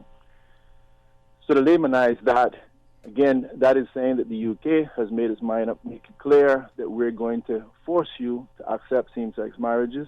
It is putting in black and white that we're also going to ensure that anyone from the United Kingdom who comes to the Cayman Islands to reside will have a right to vote and a right to run for office. And anyone from another overseas territory, of which there's 14 of us that I'm aware of, who comes here to reside will also be able to vote and run for office. Now, regardless of what anyone's personal opinion is, I can assure you that the people that I know and that I've represented in this country, a significantly, overwhelmingly large amount of them will not swallow those things very nicely. So one has to ask themselves, are we bringing military here? And are we telling ourselves, are we trying to really convince ourselves that I think there's 12 persons here now? I'm sure they have to get a salary. Let's just make that salary a measly $50,000. That means with 12 persons already, we're already up to $600,000 per annum. Are we really trying to what are the 12 persons that you're referencing there? There was 12 persons that I understood that was brought so far to the Cayman Islands for the issue of the regiment. Okay, sorry. Okay. Yeah. I don't have the specific numbers in front of me of the regiment, sorry. Yeah, that's what I heard. Okay. And that's fine. Even if they want to knock me down by 2 or 3, we brought persons here, and you have to pay them. Sure, I don't want to take a guess on any figures. I mean, guessing if you have the figures, that'd be great. But if you don't, right, we the point is appreciated though. Heard the governor announced in the briefing. So now you have to pay these persons. After all, we're not necessarily the most cost-friendly jurisdiction. But even if we gave them a measly salary of $50,000. That means a salary of $50,000 would amount to $600,000 already per annum in salaries. And if we even pause there, I think it would be foolish of us to be thinking that we're already up to $600,000 in salaries to have a couple of people come to this territory to help people move lumber and help them out during a hurricane, something that we have not required in decades. The Cayman Islands has been around at least since discovered since 1503. The UK has never had regiments here to help us during hurricane. In our worst disaster, Hurricane Ivan, we never had that. There was no requirement for a regiment, no requirement for machine guns. So I think we're being foolish if we think that we're going to go to all this expenditure to have a couple of people come from the UK to help locals during a hurricane. Okay. And if that's really what they're trying to sell it, I think they should really talk to the general public or the voters within the UK, because there's not very good expenditures of the taxpayers' money there, because we didn't need it in the past, and we don't need it right now. Okay. So when you combine the bit of facts that I've given you, and understand that the vision of this now Prime Minister is a global Britain, and to make the United Kingdom arguably the tax haven of the world, the Singapore and the Thames. And I'll give you some other facts. Considering that not all, because I think conventional wisdom says, oh, well, he's conservative, so he should be pro-Cayman Islands, pro-finance. This Prime Minister is different. It's different because of the circumstances. First of all, the United Kingdom joined 1973 into the European community. signed up to the Maastricht Treaty in 1993. And this is the first time that they're on their own since 1973. They can make their own rules. Sure. It's a new world. It's a new world for the UK, and somebody has to chart the course, and they have to take it very seriously. And I believe this Prime Minister intends to do that. And the unfortunate reality is, it's his vision puts him in competition with his own territories. In addition to that, he won an overwhelmingly large number of voters, including the Labour base. And no good politician wants to lose it. No, and in order to lose it, he has to pander to the same folks that Jeremy Corbyn was pandering, that wanted direct rule, that has a clear issue about the tax haven, that have been sold a big bag of propaganda by BBC reports, which I will stress is also funded by the Foreign and Commonwealth Office, the BBC. You can look that up. Who gave up their big documentary, what was it called? Britain's $1 trillion paradise. That's the kind of propaganda that has been constantly promulgated on the people of UK, which is why they have drawn the opinion that we need to get rid of these tax havens. So when you combine all the things that I have just mentioned, the unique situation that the Conservatives find themselves in, the fact that their Prime Minister must have a vision and he must fulfill it, you have to see, and the large voting base that he's won, including Labour, and all the things that have been clearly documented in the report that I've just mentioned for 13th of February 2019. I want to tell the people of the Cayman Islands, for what it's worth, who choose to believe me, it might not happen tomorrow because Prime Minister Gordon Brown made it clear he wanted to destroy the financial services industry, and he said it in 2009. He made a dent, but he didn't succeed. But let's not be foolish to think that the UK military is here to help a couple of locals for the first time since 1503 to pack wood and help them out during a hurricane season. No. You want me to tell you what the military is here for? The military is here to do what military does, to deal with insurrection, to fight rebellions, etc. And why? Because when you're talking about implementing taxes, like they did in the Turks and Caicos, when you talk about same-sex marriages, when you talk about being able to make it that anyone from an overseas territory can come here and vote and run for office, or anyone from the UK that comes here can vote and run for office, and when you combine that with destroying our financial industry by forcing us to do things like a public registry when you yourself will not do it, and you very well know it will destroy our industry because your own ministers like Bellingham says it will. He says go help them do some farming to help them learn the new world they have to live in. That, my friends, is why you have to have a military here, because there will be a lot of people in this country not just hurting today. If you think you're hurting today, wait till that happens. And that is why the UK military is here. I don't know if you have any further questions for me. No, on that note, you've raised some good points, man. Obviously, this is a matter of a very serious matter that for you, and you've raised some very valid. You're very well researched on some of the documents that you've been able to unearth and bring back to the forefront. I won't pretend to speak for anyone as to why the military is here or why there's been efforts to secure that. I know that just trying to bring a balance to the conversation, that there has been, while there has been those who have been opposed to the overseas jurisdictions, there has been those who have been very much for them and have spoken up in support of them. But you have raised some great points. I do appreciate you. And while you were there while you were on the break, I did get a chance to briefly scan through your social media post. Made some very powerful comments, and I thank you for taking the time to call in today. We do appreciate it. And again, Mr. Solomon offering his words on his concerns about the military and potential future taxation of the overseas jurisdictions. Mr. Solomon, we have to go to a quick commercial break. Thank you again for calling in today. You're welcome, Raymond. And stay safe, all right? All right, you too. Take care. Thanks, sir. We'll be back with more talk today right after this brief commercial break. Hello, Cayman. I'm Quincy Brown. Anybody else getting mixed up with all these new coronavirus terms? Me too. But guess what? I've watched the press conferences and I've read the press releases and I've seen all the social media posts. Look here, I can help you out. Essential staff, police officers, immigration, customs, doctors, nurses, first responders, they are essential staff. So if you got to ask, then you ain't. Una got it now? If Una want to stay up to the time with what's going on, there's only one place for the real information, the Cayman Islands government. Visit gov.ky/coronavirus. Now remember, keep washing your hands, keep following the rules, and keep taking care of each other. Saving lives is Caymankind.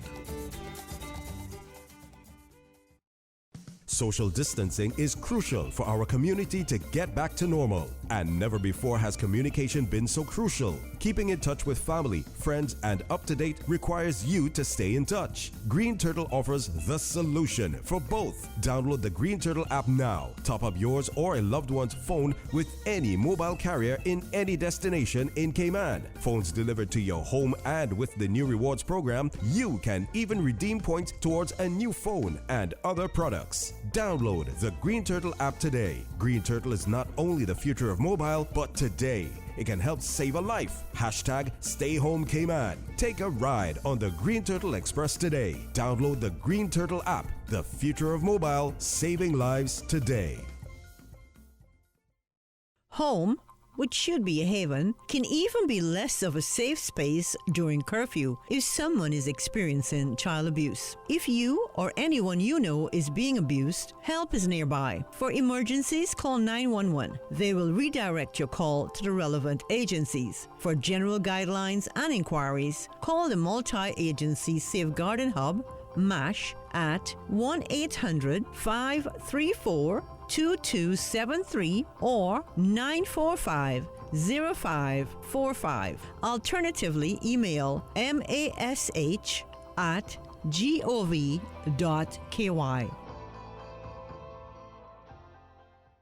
The public is reminded that as of today, beach access will be allowed using the last name protocols strictly for exercise, including swimming. The hours for exercise have been extended to 2 hours each day between 5:15 a.m. to 7 p.m. daily. Shoreline fishing and fishing by boat are allowed, but limited to 2 persons per boat. Strata pools can be used for swimming, and tennis courts can also be used, but are limited to members of a single household or a maximum of 2 persons with social distancing maintained. Also from today, public buses can operate. However, seating must be staged in such a way that each passenger is able to distance as far as possible from the other passengers and driver. All residents must wear face masks or other face coverings while taking public transportation, inside buildings or other public places. For more information and to view the new regulations in full, go to www.gov.ky/coronavirus. Radio Cayman News. Government also provided updates on the expansion of COVID-19 testing. The United Kingdom is playing a leading role in trying to find a vaccine for the coronavirus. We are doing everything we can to ramp up the ability of the systems. And we have seen screening over 300 patients per day. Radio Cayman, your official source for Cayman's COVID-19 response. Hear it here first. Talk today. But I do have some questions. Talk today. Cayman Islands' foremost listeners' participation program. Talk today. Because there are more questions than answers. What the public is saying. Waiting to take your calls right now. Sterling Dwayne Ebanks.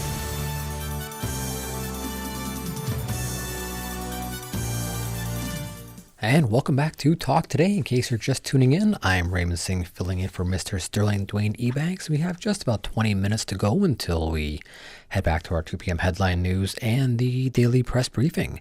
And we have one caller on the line. Good afternoon, caller. Good afternoon. Is it my turn? It is your turn. Good afternoon. Well, I didn't hear you click, so that's why I asked it. It's your turn, sir. Have at it. The mic's all yours. Okay. I'm calling from the Brack. This is number 1 from the Brack. I want to say that to your last caller. I want to tell him congratulations because I agree with him 100%. I was down in Grand Cayman when Ivan hit, and I seen where the British warship was. She wouldn't even come in to say, you dogs need a gallon of water? No. Or a cup of tea? No. The Queen wasn't good enough to send that here. Why is she sending her army here? Tell them we don't need them. And tell the Queen and her family to stay away. We don't need any of them here. Well, let's be a little respectful about that, but we do appreciate the the view that. So you're saying that back during Ivan, the ship didn't come to shore at all? I seen the ship out there. All right. Well, thank you, caller. I do appreciate you. No, I ain't finished yet. Sorry, sir. Go on. When it comes to the Cayman Islands, don't make England pushing it down like dogs. Don't take it. Caymanians, stand up here, right, and tell England to drink the tea. Tell them we drink coffee or bush tea. We don't like the kind they drink. And tell them, Cayman, don't make England send it to the dogs. They've been trying to do it for years and years. They've been trying to push this financial thing straight down to H. I won't use the full word. Yeah, please. For years. They've been trying to do it. Because they don't like it because the dollar is here. Tough luck, England. Use your own pound. Have a good day. I'm gone. Thank you, sir. Definitely some, the last caller has some passionate views. Following up from Mr. Solomon's interview a little while ago. So just again, we about 15 minutes away from our 2 p.m. headline news and the 2 p.m. press briefing. Just some reminders we do want to remind our listeners about, and some updates from the recent press briefing. So we do have travel restrictions between Grand Cayman and the Sister Islands, which will be remaining in place. The National Emergency Operations Center reminds the public that travel remains restricted between the 3 Cayman Islands until further notice. While government realizes that there may be other compelling reasons for travel, all persons wishing to move between the islands must first notify the medical officer of health or director of the Sister Islands Health Services. They must also undergo a 14-day mandatory isolation period at a government facility, as well as mandatory testing and direct transportation to the airport following a negative result. For more information about measures to prevent the spread of COVID-19 in the Cayman Islands, visit www.explore.gov.ky/coronavirus. Excuse me. Some other updates following up from the press briefing on Friday, May 15th. Grand Cayman has moved from a level 4 high suppression to level 3 moderate suppression, basically saying we're moving in the right direction. I think we've all felt that the past few days. Starting today, starting this past Sunday rather,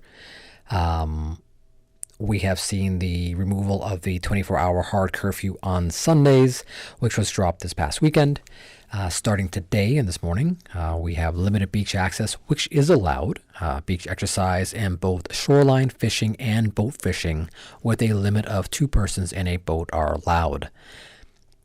With no hard curfew on Sundays during daylight hours, hard curfews operate from 8 p.m. until 5 a.m. on all 7 days of the week. We are seeing a phased opening of construction, a phased opening of the construction industry, which is beginning today. All hardware stores and Home Depots are open to the public with restrictions on social distancing and mask wearing. Omnibuses join taxis in being able to operate from today with strict conditions as outlined in the new regulations. Now we will be having our press briefing today at 2 p.m. But other updates from this past week, the strata pools can now be used for swimming, and tennis courts can also be used after today, with new regulations coming into force, but are limited to members of a single household or a maximum of 2 persons with social distancing maintained. More changes are planned in another 2 weeks if the encouraging test results continue, allowing more normalcy to return to Grand Cayman. Equally important, with the increase in testing and the results which appear to show low community spread, business and the economy are further being opened up.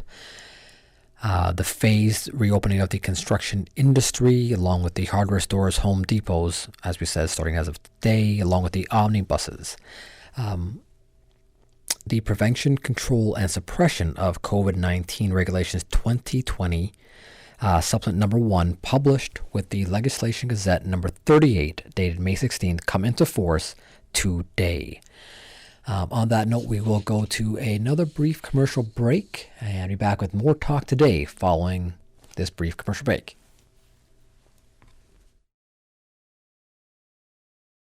We are Radio Cayman, and this is how we wake you up in the morning.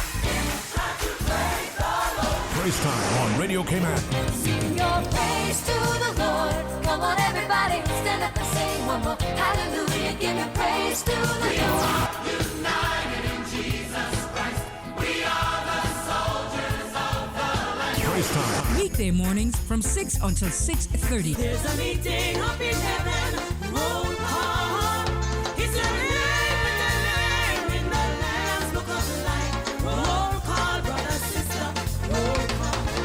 If you don't stop shouting, if you don't stop dancing, we're going to put you out of our church. Praise time. Jesus in the morning, yeah. Weekday mornings from 6 until 6:30. Your song flowed through my lips. Your work moved through my hands. Your thoughts stay on my mind, living me. Radio Cayman, maintaining the innovation. On a daily basis, making it easy to connect with you, our listeners. Add us to WhatsApp today, 925-3261. That's 925-3261. Radio Cayman. Send a text or voice note. Can I send a request, please? You don't really have to ask us. Just send a request. This is a shout out to my ex. Radio Cayman, the voice of the Cayman Islands. Radio Cayman, maintaining the innovation. Country classics. Well, I was born to coal miner's daughter. On the road again. They're gonna put me in the movies. Papa Top again. Out in the West Texas town of El Paso. Because you're mine, I walk the line. Well, I love them in Country classics. Young love, first love. You never count your money when you're sitting at the table. If you enjoy classic country music, come hang out with Radio Cayman this Saturday, 3:30 to 6 p.m. in the Mississippi cotton picking Delta town. This Saturday afternoon, following American Country Countdown, 3:30 to 6 on Radio Cayman. Just walk on by. Wait on the corner. Country classics. Listen to the general public. Your thoughts are just a telephone call away. 1-800-534-8255. What the public is saying. Let your voice be heard. And now, Radio Cayman's Talk Today.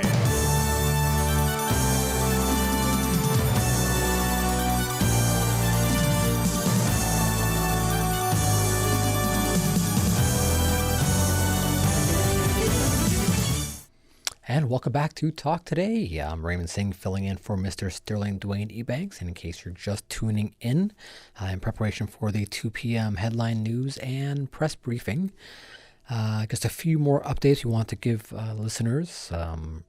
Reminders about the revisions to the shelter-in-place and travel restrictions. We had the National Emergency Operations Center does want to remind the public again that travel remains restricted between the 3 Cayman Islands until further notice.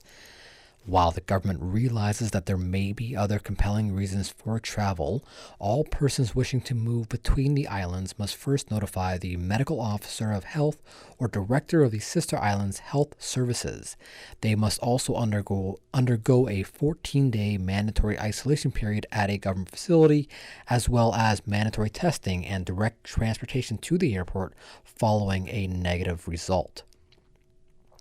A few other changes and updates to the shelter-in-place regulation.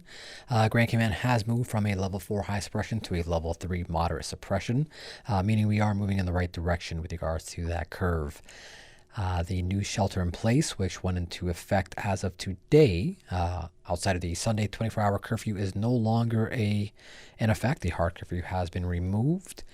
Effective today, with limited beach access is allowed, with beach exercise and both shoreline fishing and boat fishing, with a limit of 2 persons in a boat allowed.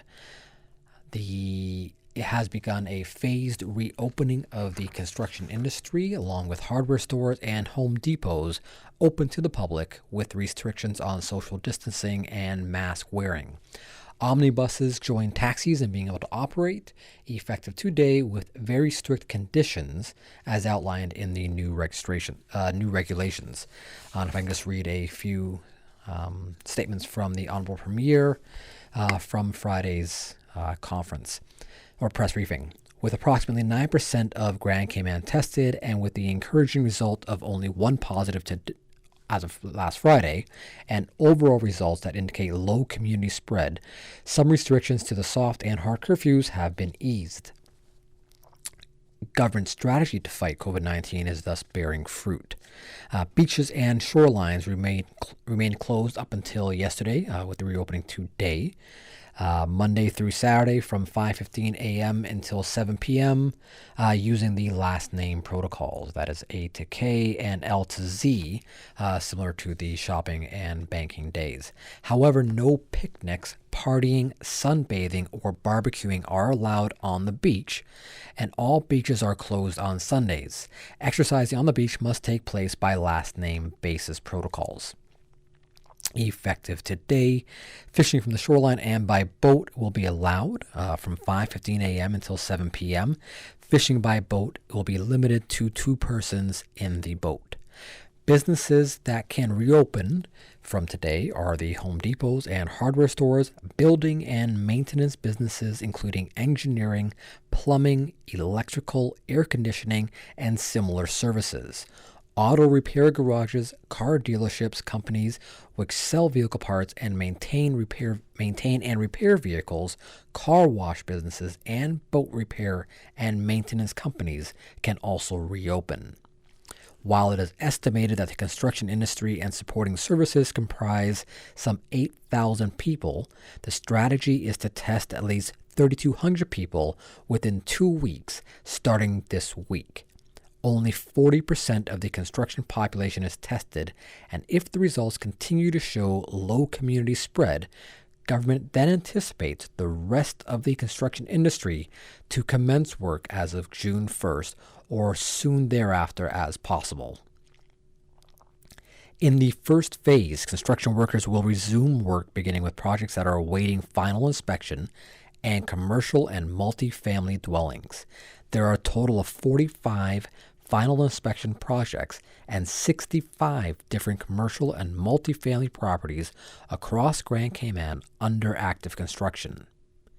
In 2 weeks, a total of 10,000 test results are expected to be completed, which will help guide decisions and further easing up of other businesses and activities. From today, public buses can resume operation. However, they must ensure only half of the total seating capacity is used at any time, and seating is staggered in such a way that each passenger is able to distance as far as possible from other passengers and driver. And all persons, including the driver, shall wear masks or cloth face coverings. The current anticipation is that kindergartens and all early learning institutions will remain among the last expected to reopen. All employees, and here's a very important note again to all employers and employees out in the public listening, all employees of all new businesses allowed to reopen will have to provide letters from their employers stating they are exempt employees. The employers must first obtain a letter confirming that their business is exempt. Applications can be made online at www.explore.gov.ky/curfew time. That's CURFEWTIME.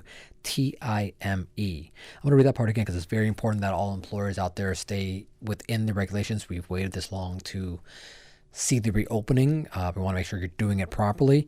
All employees of all new businesses allowed to reopen will have to provide a letter from their employers stating that they are exempt employees. So employers, if you're listening in right now, you do need to provide your employees with their exemption letters. The employers must first obtain a letter confirming that their business is one of the exempt businesses. Applications for that can be made online at www.explore.gov.ky explore.gov.ky/curfew time. Some other updates today from His Excellency the Governor, Mr. Martin Roper, from Friday's press briefing. The Cayman Islands now ranks 10th in the world for testing. Very important stat there. The news about antibody testing is very exciting and will form another very important tool in the Cayman Islands armory to combat COVID-19. An evacuation flight to Manila, Philippines, via London is now organized via the British Airways Air Bridge and will leave Grand Cayman on Saturday, May 23rd. It will not bring anybody back to the islands. The price per ticket is US $1,850. Details for purchase will be provided to those who have registered on the travel helpline. There is no need to call the travel hotline. All on the flight will be encouraged to wear face masks. Further air bridge flights to London are also planned and likely to be in the early part of June and also July and definitely August when students return to attend educational institutions. Folks, we're going to head off to our 2 p.m. headline news. Be back with more talk today right after this.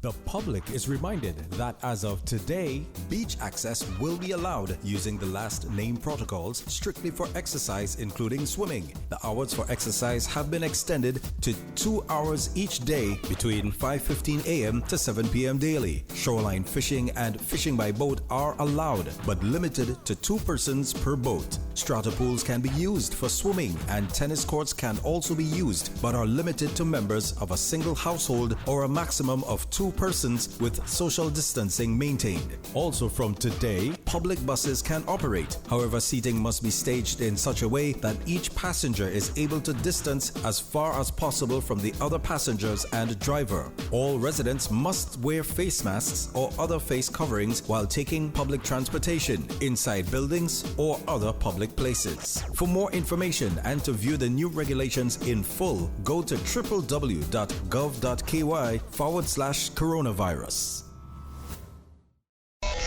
Community radio with a different appeal. The voice of the people. Security through adversity. Stuck on you. Radio for all time.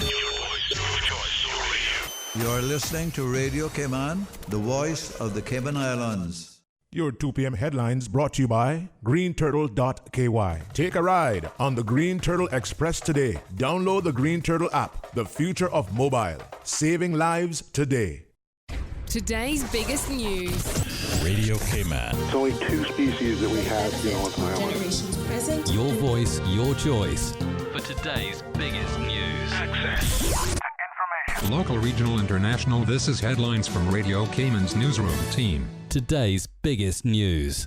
The National Emergency Operations Center reminds the public that travel remains restricted between the 3 Cayman Islands until further notice. Persons should only travel between Grand Cayman, Little Cayman, and Cayman Brac to provide essential services as approved by the Ministry of International Trade or for emergency medical purposes with the permission of the Medical Officer of Health or the Director of the Sister Islands Health Services. For more information about measures to prevent the spread of COVID-19 in the Cayman Islands, visit www.exploregov.ky/coronavirus. Good afternoon, I'm Dion Anglin with your headlines and news elsewhere. EasyJet has admitted that a highly sophisticated cyber attack has affected approximately 9 million customers. It said email addresses and travel details had been stolen and that 2,208 customers had also had their credit card details accessed. EasyJet first became aware of the attack in January.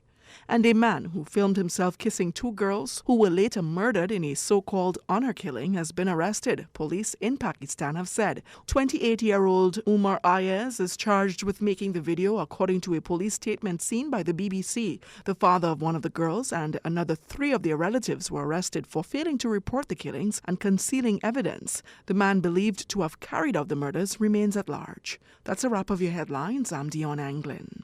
Your 2 p.m. headlines brought to you by greenturtle.ky. Take a ride on the Green Turtle Express today. Download the Green Turtle app, the future of mobile. Saving lives today.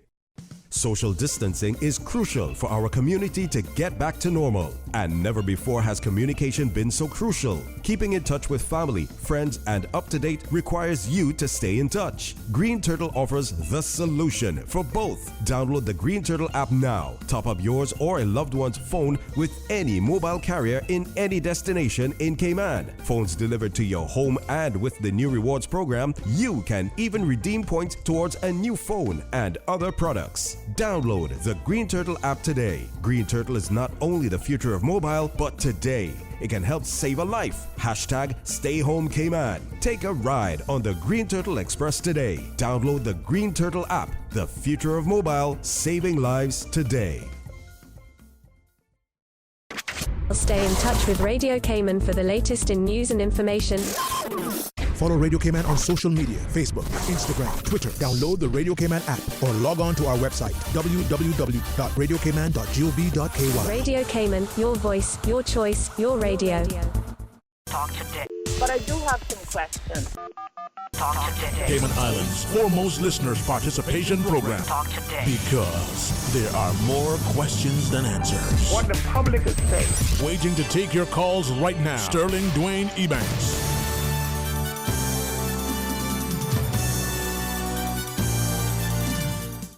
And welcome back to Talk Today. In case you're just tuning in preparation for the 2 p.m. press briefing, I'm Raymond Singh, filling in for Mr. Sterling Dwayne Ebanks.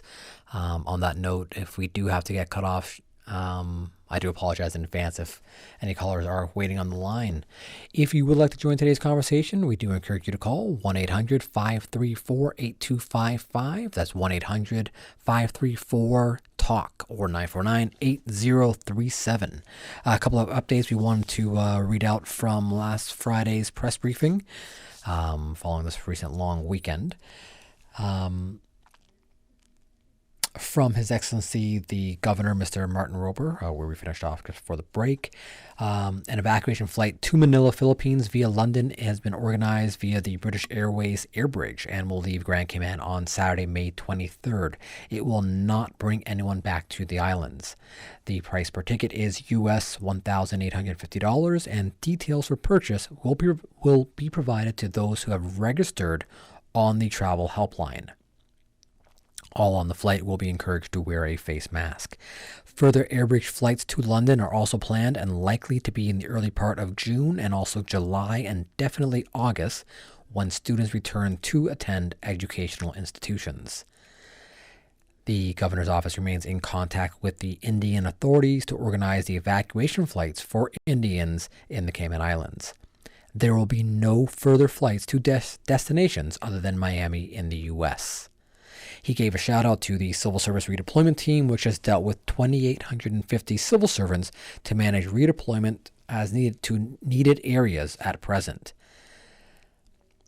From the Commerce Minister, the Honorable Mr. Joey Hugh, there have been a number of applications under two categories: the loans program being processed by the Cayman Islands Business Development Center and the grant program under the Small Business Assistance Program are available. As of last Wednesday, government had received 291 applications for grants for small businesses, of which 205 were processed, 129 submitted to be paid, and 53 further applications to be submitted yesterday. 14 applications, unfortunately, did not qualify. Regarding the loans for small businesses, 32 applications were received. All were reviewed, and 21 of the 32 have been submitted to the Cayman Island Development Bank for credit checks. Initially, there was a very strong response of interest, but that curtailed once the announcement of pension funds becoming available was made. We've already gone over on several occasions today, during today's show, the changes to the shelter-in-place regulations. Stay tuned for today's press briefing for any further updates in regards to those shelter-in-place changes. We do want to give special credit here to the Honorable Minister Seymour and the information provided on Friday's press briefing. And we'll read a fair bit of his speech. Over the past couple of weeks, the flu clinic at the HSA has steadily seen a decrease in numbers, which is a reflection that the incidences of flu-related illnesses have greatly diminished. Therefore, starting this past weekend, the HSA has reduced the hours of the flu clinic on Grand Cayman. The clinic will be open Saturdays and Sundays between the hours of 8:30 a.m. and 12:30 p.m. During the week, the hours for this clinic will remain the same, 8 a.m. until 4 p.m. Faith Hospital will also continue their flu clinic Monday to Friday, as they have been doing thus far. I guess we have one caller on the line. Good afternoon, caller. Hello, good afternoon.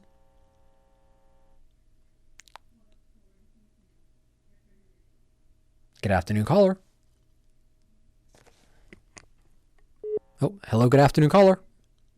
Oh, we seem to have lost a caller. Hopefully we get them back on the line in just a moment. The Honorable Minister Seymour continued on that he has been continually impressed by the responsiveness of the business community to support the healthcare sector during this crucial time. In this regard, he made a very special mention to the Caring for Life Foundation for their recent donation to the HSA for the purchase of vital life-saving medical equipment for the care for patients with COVID-19. The foundation's donation of CI $50,000 expands I'm going to head back to Miss Susan. We have one caller on the line. Good afternoon, caller. Oh, my apologies. We are now going to our 2 p.m. press briefing.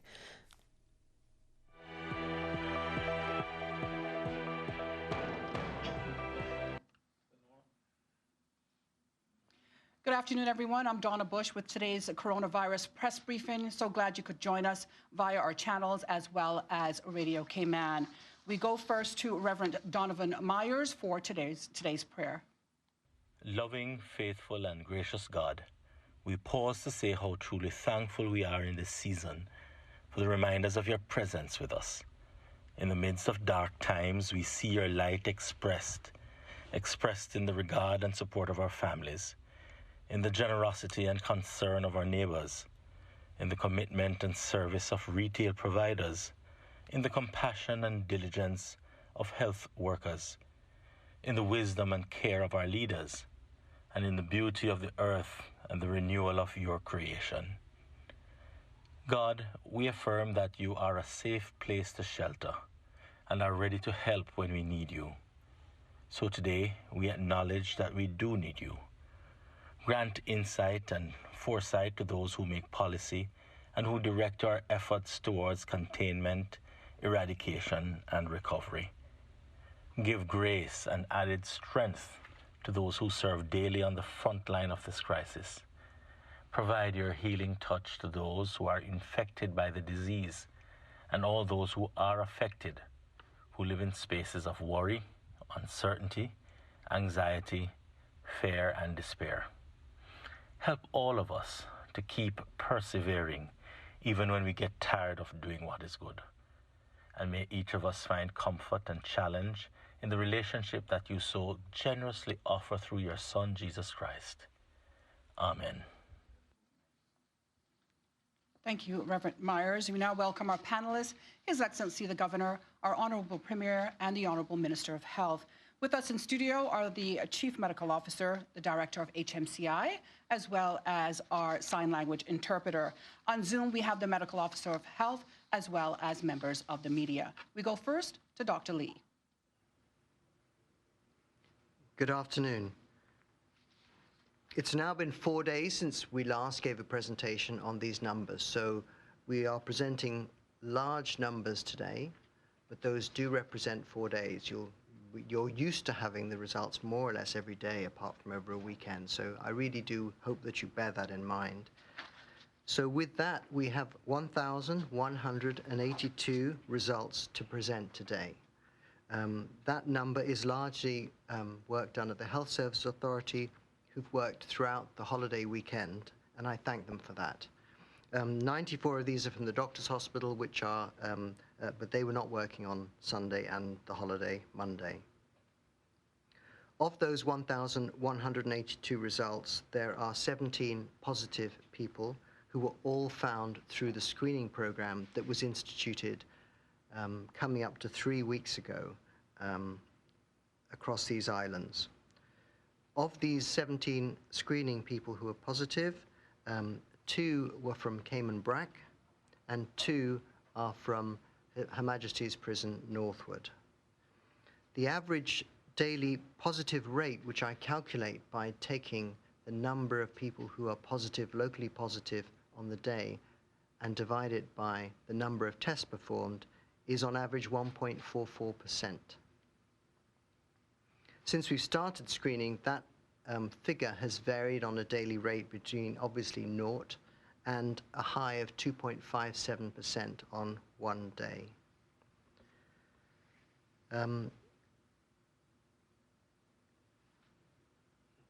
As you know, we are working through our phases of testing. We've worked through frontline health, and we're now well into frontline workers and have done a considerable number of supermarket workers and have started in the construction industry. The majority of the prison has been tested already. His Excellency the Governor will talk more on that point later. Our total positive numbers to date are 111, of which 3 are in Cayman Brac. The number of symptomatic people are 12, number of asymptomatic 43. We have no people admitted with COVID disease. 55 have recovered. Over this last weekend, there were 10 people seen in the flu clinic between the 15th and 18th of the month. Flu hotline calls were relatively high at 62, but of those, 52 were not related to any symptoms. It was people trying to find out their results, finding out how to get screened, when they would be called, and so on and so forth, so more administrative calls. I wanted to advise you that the Health Service Authority, as we've had before, needs to have a scheduled maintenance day, and that will be this week, Thursday. Thank you, Donna.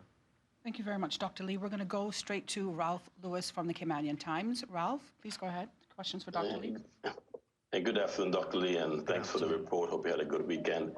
This question was created before today, so it wasn't based on the results for today. But just have a question regarding the quality of the tests. These tests, would you say that they're 100% accurate, or there's a degree of error with the testing? The real problem, Ralph, is really whether you actually can get enough viral particles into the machine to test. So once you've got it to the test, the machine is very accurate. The problem is whether the swab that you've done or whatever sample you've done has enough viral material. So that's the first problem.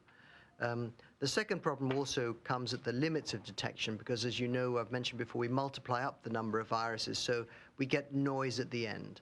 In general, well, the PCR test is an exceedingly accurate test and reliable test, but the issues often arise around the sample taking side of things rather than necessarily the test itself.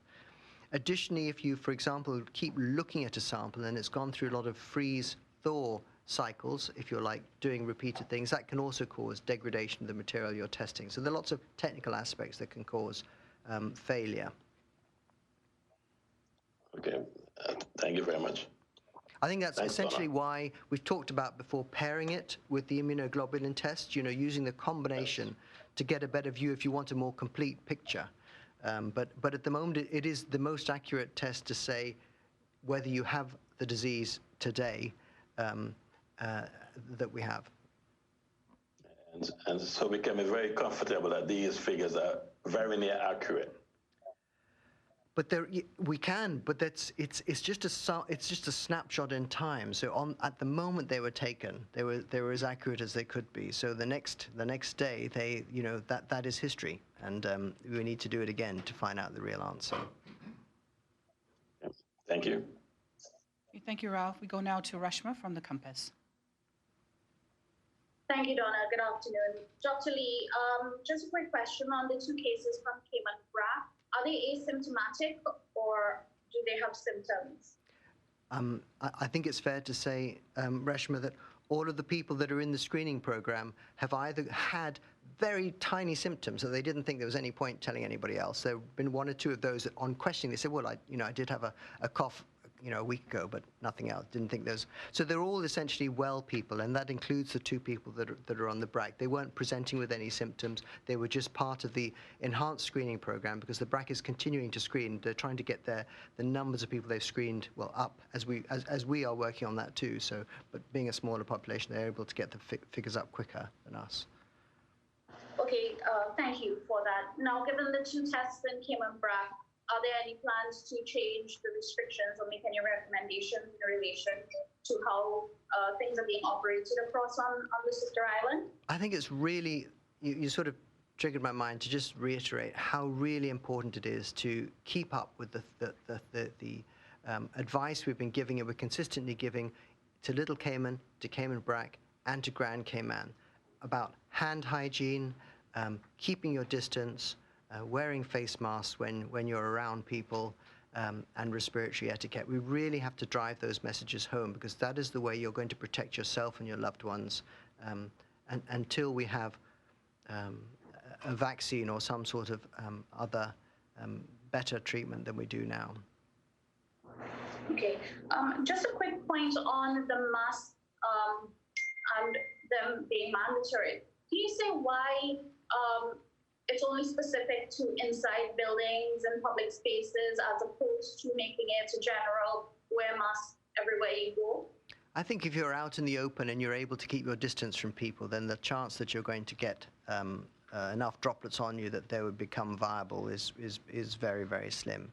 We just also have to be practical about this, not just because we live in a warmer country, but just in general. You have to make sure that people will comply with you. But if you're out in the open and you're away from other people, I don't feel there's any risk at all. Okay, and also in terms of the enhanced testing program, we've seen Health City advertise that they're now doing drive-through testing. I'm just curious as to why they are not being included in the enhanced testing program so that we have a wider scope of testing and we get through that process faster. They are included. That's why they're talking about the drive-through. So I'm not sure at what stage they're at, but they've very much been involved in all of the conversations around combining the abilities of all the three labs to work together, about the ability of physically taking the swabs themselves. They've been very much involved at every stage, and I appreciate their constant support for this program and for our work towards trying to reduce the threat of COVID-19. Okay, just from my understanding then, the tests are not, the tests that are taken at Health City are added to the HSA total because you separate HSA and Doctors Hospital. Exactly. So the Health City don't currently use the PCR technique at all. So they don't have a polymerase chain reaction machine. So they will take the swab. They are also either they have started or they're about to start the first step of deactivation of the sample before it's then transferred on to HSA to run through the HSA PCR machine. Okay, great. Thank you. That's all from me for Dr. Lee. Thank you. Okay, thank you, Reshma. Dr. Lee, we have some questions from April Cummings at Radio Cayman for you. Dr. Lee, this one is way early in the game to ask, but I did want to bring it up anyway since I'm hearing a lot of people discuss it. I realize that we're a long ways away from inward traffic into the Cayman Islands again, but I wondered what that might look like pre-vaccine. Is it the same as the kind of stuff we're talking about today where you would have a mandatory quarantine for 2 weeks, et cetera? Or is there some other version of reality in which people could find, I'm thinking of people who may own properties here or spend part of the year here, whether there's any pathway for them that doesn't involve quarantine in a government facility. I mean, clearly this is a government decision rather than a health or public health decision. But certainly I was party to a conversation with CARICOM the other day, and they are talking similarly about this issue and how to open up their borders. And they're trying to find a consensus approach. And it's largely around it continues to be around, not only testing people, but also having a quarantine or isolation period before people are released into the community. So it seems that although somewhat impractical in some circumstances to make happen, that's what they're talking about as the way to move forward. So if I had the money and flew in on my private jet, I would still be subject to a 2-week quarantine today, but what the region is looking at is something still similar along those lines, unless, something changes dramatically. Those were the conversations that were being had, yes. You'd still need to do that. Clearly, if you're doing it out of choice, then I'm guessing that you would be charged for that. I'm also wondering, it's very possible that if you're coming to stay for some time to enjoy Cayman, then there may be the option of perhaps having a more salubrious establishment that you might stay in, but this would all be payment. But this is just supposition because no decisions have been taken. Understood. And to be frank, that's what I was kind of asking for, just an idea of what the possibilities might be. Thank you very much. Okay, thank you, April. We're going to go back to Ralph from the Caymanian Times for one final question for Dr. Lee. Yes, Dr. Lee, just one more question. Out of the 17, there were 2 prisoners that you said tested positive. Were there the 15 essential workers? They weren't all essential workers. There were some essential workers. There were some construction workers, and there were some people who had been in contact with the healthcare services. So a whole mixture, but all part of the screening program. Not the samples weren't taken because they had any symptoms relating to COVID. Okay, and were any of those travelers? No, there were no travelers reported here. Oh, sorry. If I could just clarify that a bit. I mean, it's getting a little bit long away for travel histories, but the contact tracing is ongoing for a lot of these. As far as I'm aware, there's nobody with a travel history. But it could be that in a couple of days, when the contact tracing has been complete, we may find a travel link, but I'm not aware of that at the minute. And in your mind, what does that say for the community spread? I think we are where we were on Friday. I don't really see we're any different because of that percentage figure I gave you. I think this is merely a function of the amount of screening that we're performing, which is a huge amount at a national level. And I think it's really a message for all of those countries around, and not only the small ones, but perhaps the bigger ones, that this disease hides away, as we've talked about before, and is probably a lot more prevalent than people believe it is. And I think that's an important take-home message. Thank you very much. Dr. Lee, I do have one question for you. The BRAC cases, do we know where those are at yet as far as community transmission, travel history, frontline workers? I have had a very quick chat with Dr. Velasamy, and it was purely a chance that they were picked up through the screening, and I wasn't alerted to any other special features, but the contact tracing is ongoing. Okay, all right. Thank you very much. Thank you very much, Dr. Lee. We could now go to our panel, beginning with our Honorable Premier. Thank you, Donna. Hello, everyone. I think the message today to be taken, or the lesson to be taken from the message delivered today, is that the virus is still very much about us, and that it is across the community. It is not isolated to particular areas, although the prevalence of it, or the incidences of it, are still very low. And all of those who have tested positive now are asymptomatic.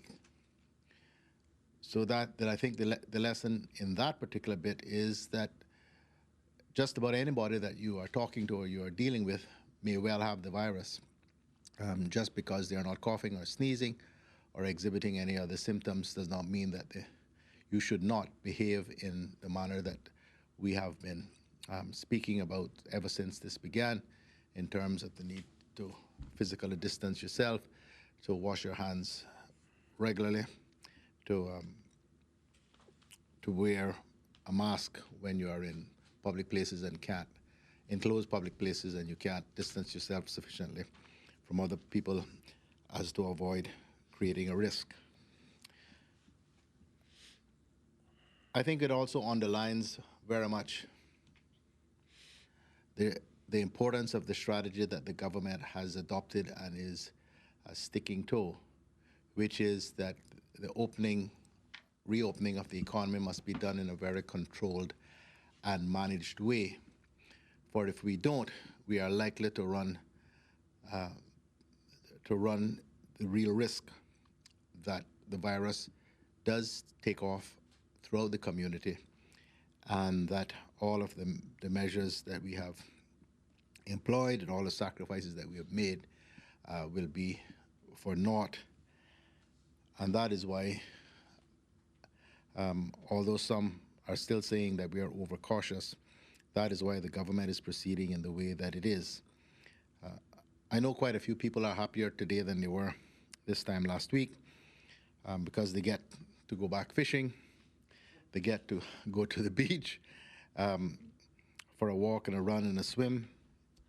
And we hope that if the results continue along the current trajectory, that we will in due course be able to move from level 3, where we currently are, to level 2 in a few weeks. But again, we will be guided by those results.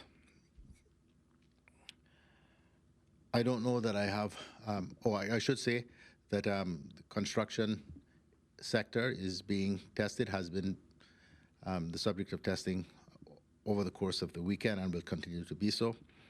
And over the course of the next week, 2 weeks, I expect that we will see significantly more traffic on the road and significantly the resumption of a number of construction projects. NRA were at work over the weekend and have made some very good progress.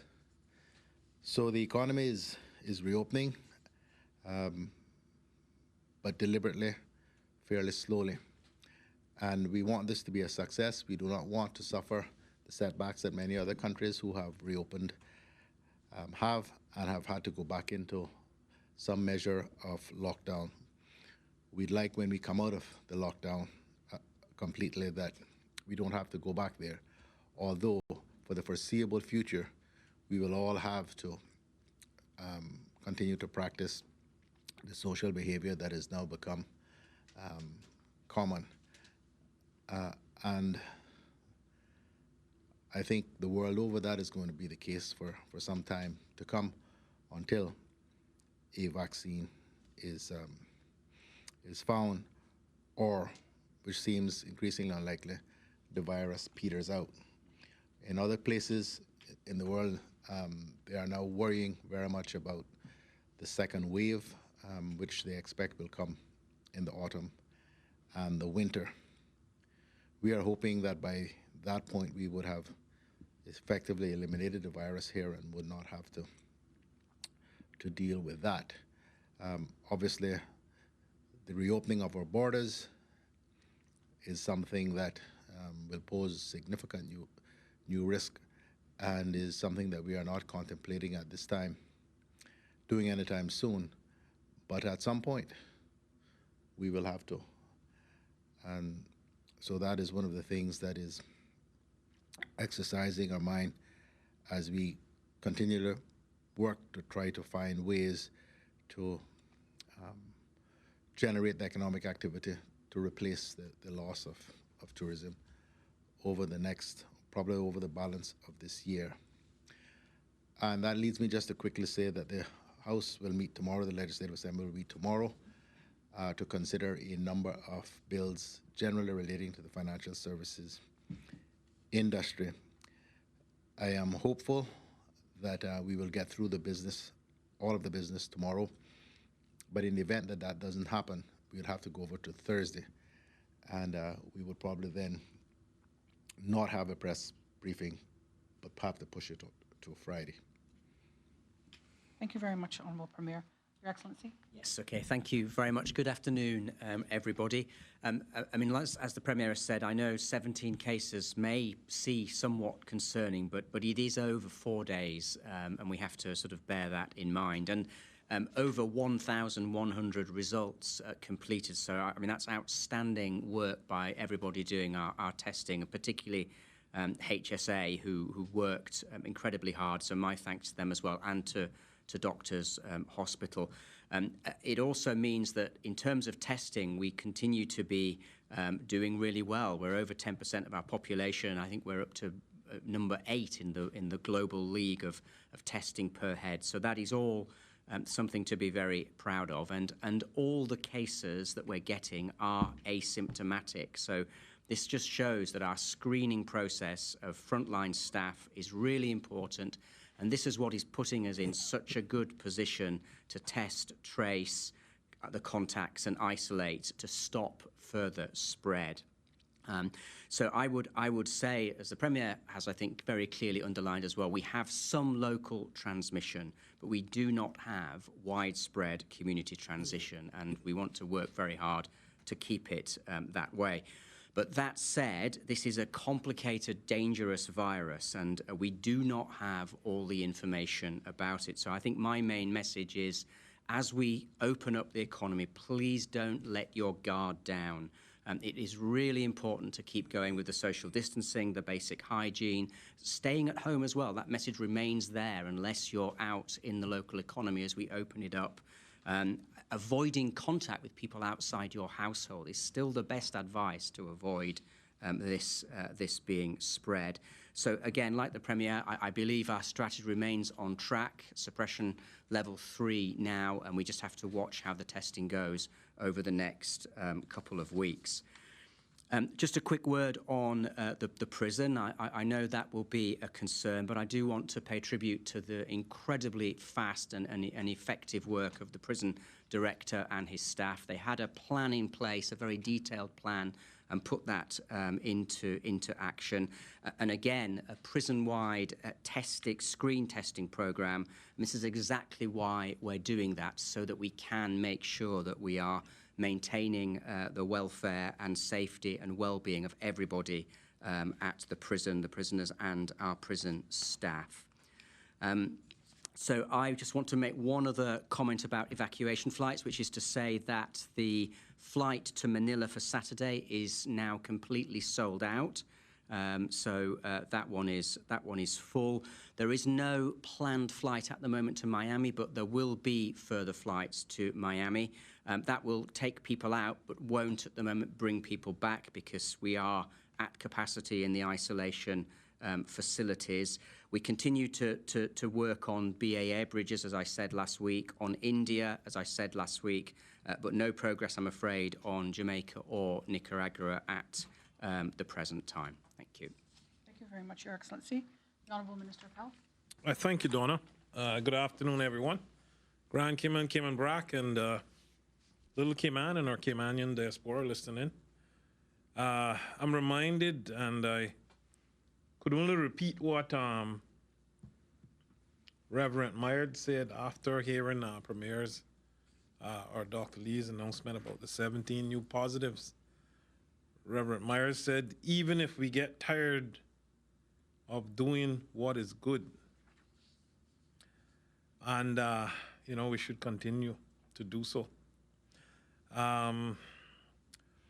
We have now gone through 2 holiday periods, Easter holidays, Discovery Day,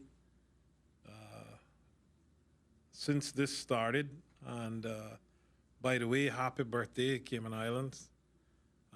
517 years old. And it's approximately 2 months now since we started this lockdown, and many birthdays, weddings, funerals that we wish could have been celebrated or honored so much differently. But we are still here, and we can take it different by staying alert and using the information provided to the best of our ability to keep safe during this pandemic, whether we are suspicious about it being here or not. Today I read a scripture from Romans 15, 1-6 and verse 13. We who are strong ought to bear the failings of the weak and not to please ourselves. Each of us should please our neighbors for their good, to build them up. For even Christ did not please himself, but as it is written, the insults of those who insult you have fallen on me. For everything that was written in the past was written to teach us, so that through endurance taught in the scriptures and the encouragement they provided, we may have hope. May the God who gives endurance and encouragement give you the same attitude of mind towards each other that Christ Jesus had, so that with one mind and one voice you may glorify the God and Father of our Lord Jesus Christ. May the God of hope fill you with all joy and peace as you trust in him, so that you may overflow with hope by the power of this Holy Spirit. May the Lord add a blessing to the reading of this holy word. Shout out today to Rotary Central, Cayman Islands. The appeal we did for blood donations yielded 93 prospective donors. This information was turned over by Rotary Central, Cayman Islands to the blood bank. Thanks to the Rotary, Cayman Islands, and Ms. Zelta and the team, thank you very much for all the work you do in this area. I believe a government is elected with the premise of opportunity and equality, with the hopes this will lead to prosperity and success and upward mobility for all. And through hard work in our country, life should be better for all regarding of social class or circumstances. As a government, we provide guidelines and measures for COVID-19. But the thing about freedom, and this is a free country, we can make choices of whether to follow the regulations set out about social distancing or not. If we did not take the measures we did to delay and flatten the curve, we would be singing a different story. Oh yes, everyone was so scared in the beginning, and so were we. All was very concerned, especially the first 3 weeks. And we were seen as heroes here in some light, and all were proud to be Caymanian. And once some perceived that the government had made most, and not all, but most of the right moves to keep us safe, based on the medical advice received, the fear that should have been the instinct of committed countryman or woman became the fear of one that government was looking too good. Yes, looking too good, and in words of some said they needed to poke holes in the government's apparent success and try to score cheap political points to confuse the nation. And we all know in times of confusion there lies opportunity. These people study Machiavelli and in a field of personal psychology. It's a trait centered on interpersonal manipulation, unemotional coldness, and indifference to morality. It's a personality which sees a person so focused on their own interests, they will manipulate, deceive, and exploit others to achieve their goals. An example is one who will lie to cheat to get the throne. They are subtle and unscrupulous, cunning, so they can get ahead. We know the easiest thing is to do is to complain and find fault, but harder to agree and being a part of the solution. I thank everyone that went on their knees praying and fasting for us. And we know the spirit of jealousy is alive and well. This is one of the commandments. God knew our tendencies. Please let us don't go back to full lockdown phase. Thank God, indeed, we are not like some countries trying to play catch up. My eyes on the neighbors where only 100,000 deaths seems to make people comfortable. So in a world when everything was so fuzzy and most was uncertain, and where persons thought the corona bear was the cause why we didn't do so well,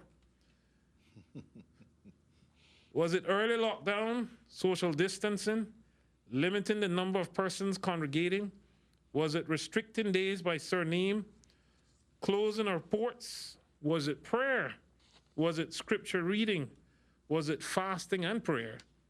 Was it a nation bonding together and adhering to the stay home in many different languages?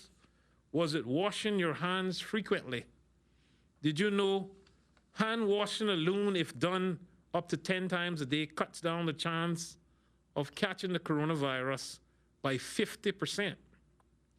I believe it was all of the above and more. We are a blessed country, and we ought to thank God for his blessings and mercy on us. I don't mean to impugn anyone's motive, but imagine during one of the most serious times in our history, with so much unknowns, we have a political movement aided by some in the blogging world. Imagine if they were fully committed to helping this country instead of hurling slurs and attempting to have everyone believe the government has made every wrong decision known to mankind. No one in the world has done everything right when it comes to COVID-19, and yet some boast about the things they would have did differently. They are nothing else but Monday morning quarterbacks and spectator critics' actions of decisions of others after the fact, using hindsight to assess situations and specify alternative solutions. Recently, we have said that public health is very important and we are saving lives, but we know this means we are keeping you from a job. And it's easy for persons to become skeptical because people want to feed their families, and we appreciate that. Believe me, we know this is inconvenient for many, including us up here. But we must have empathy for all of Cayman, as we don't have one person to waste in Cayman. Everyone is essential. But life and livelihood has to work together with health and economy. I hope everyone appreciates that. I would like to use this opportunity to share some health and safety measures that the Ministry of Health, in consultation with Public Health Department, has developed to prevent local community cases and to facilitate a phased safe re-entry of Cayman's workforce. The COVID-19 testing increases as we start to see local transmissions numbers come down. Employers will need to consider how to manage safely the process of returning employees to the workplace.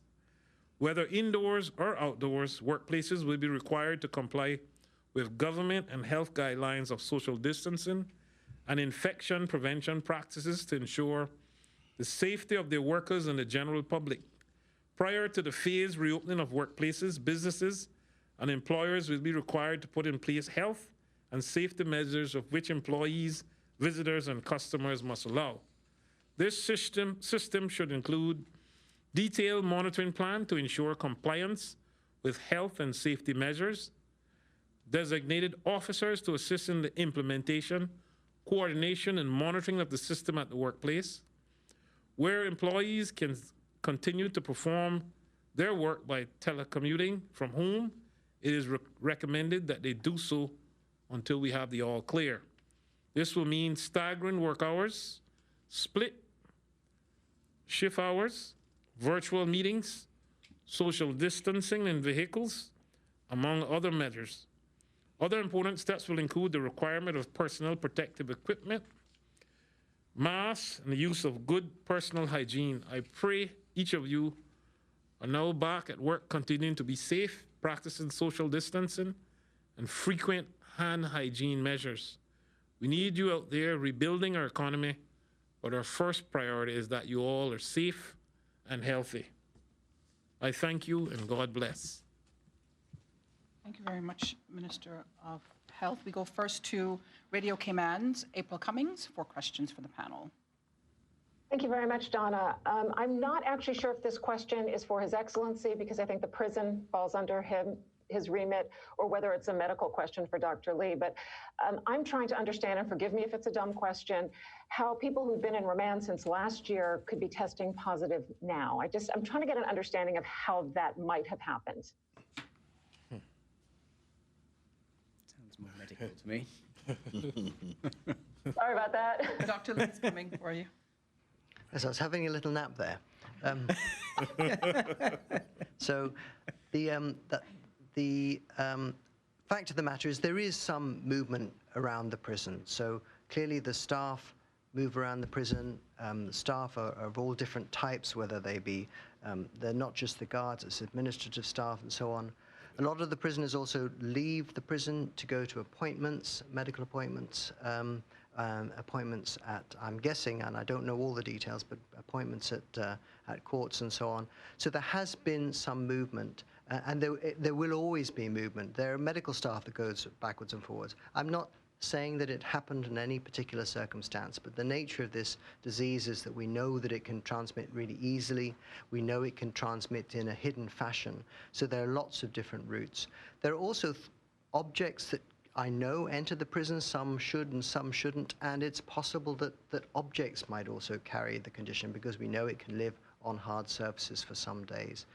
I know it doesn't fully answer your question, but we're not surprised that in a lot of seemingly closed communities, it manages, the virus manages to get there. The reason that we're extra concerned and putting in a lot of effort to try and eradicate and suppress the condition in these closed environments is clearly because they're potentially more vulnerable.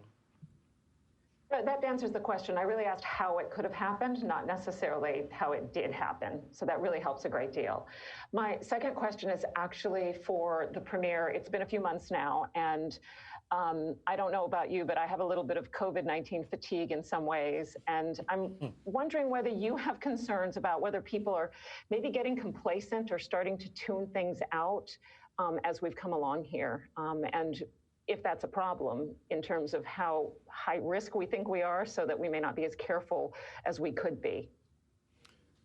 Yes, April, you're absolutely right. That I have no doubt that is happening. It's very difficult to maintain the level of vigilance that we had employed over any period, but particularly when things seem to be going quite well, when we have no one sick of COVID-19 symptoms in the hospital, and when the numbers of positives are percentage-wise very, very low.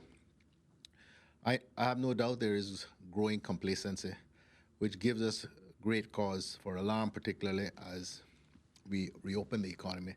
And that is why we continue to emphasize the messages, particularly those about social distancing and hand hygiene and the wearing of masks in enclosed public places where you can't be safely distant from other people.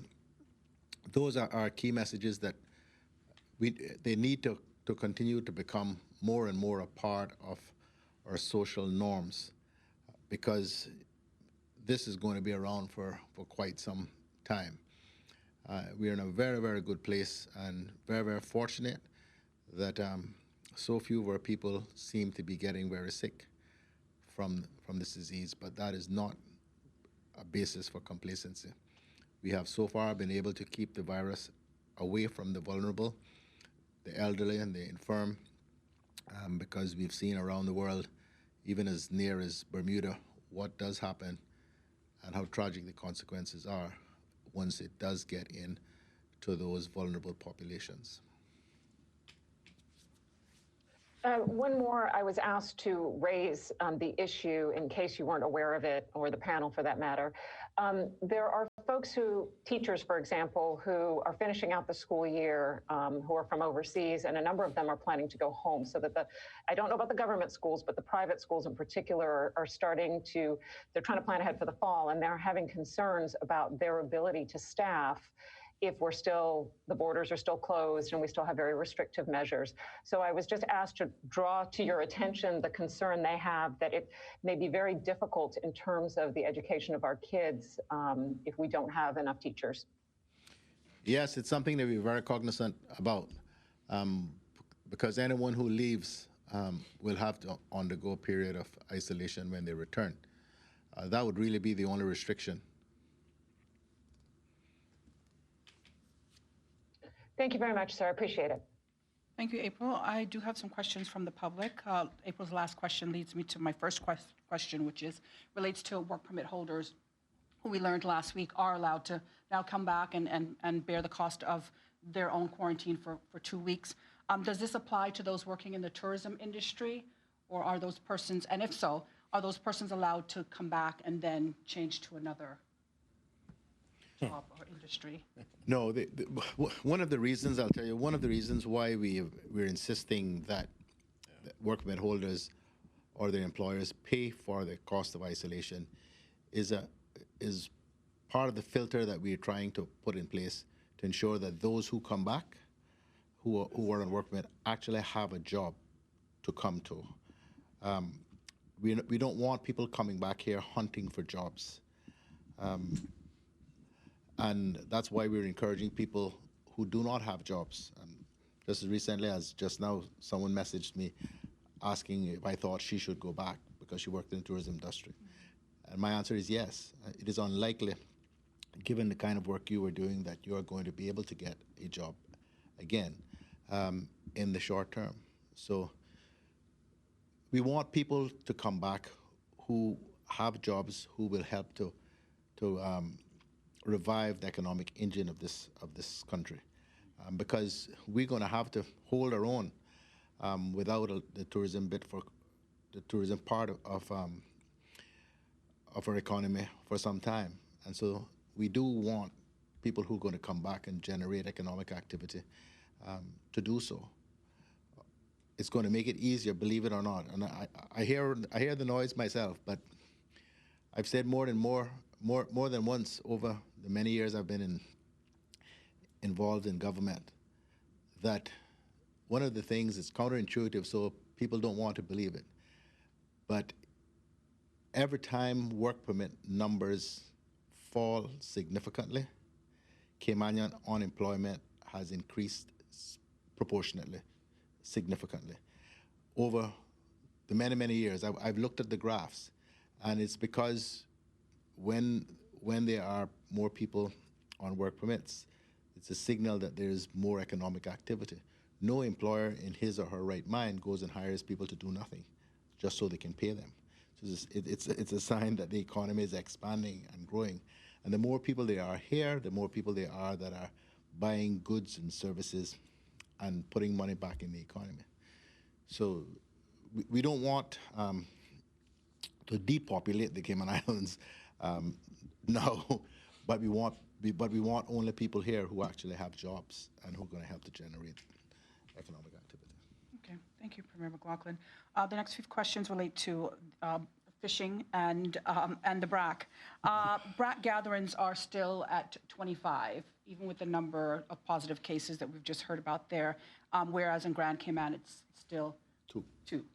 And some people just quite frankly don't understand that. So if you could explain why that is and give some clarification, we'd appreciate it. Well, nothing has changed just because we have one set of results that says there are two more positive cases in the BRAC. The BRAC is at level, I say it's like 1.5. It's not 2, but it's not 1 either. It's like 1.5. So the risk, it's about risk. It is the assessed risk is much lower for the BRAC. In Cayman, in Grand Cayman, there are still significant numbers of people here who have the virus. Today's results bear it out. I mean, it's not alarming. I think we're at like 1.4% of those tested testing positive, but it's not the same as Cayman BRAC by any means at all.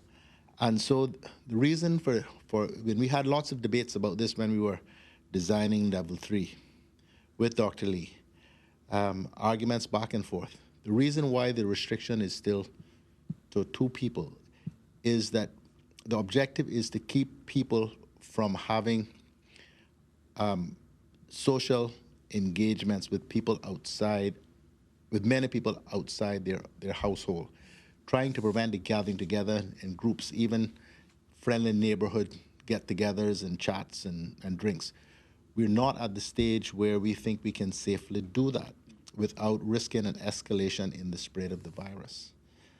That's why that is still imposed. Similarly, why we have not increased the numbers of persons who can attend funerals or weddings, because you're trying to prevent the gathering together of groups of people in social circumstances.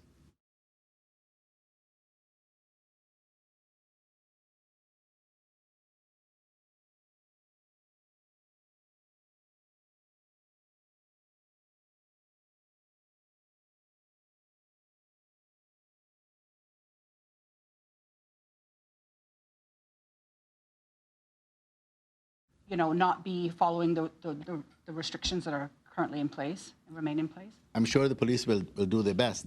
But as we open up the economy and there are more and more people who are permitted to be on the road, it becomes more and more difficult for the job for the police becomes that much more difficult.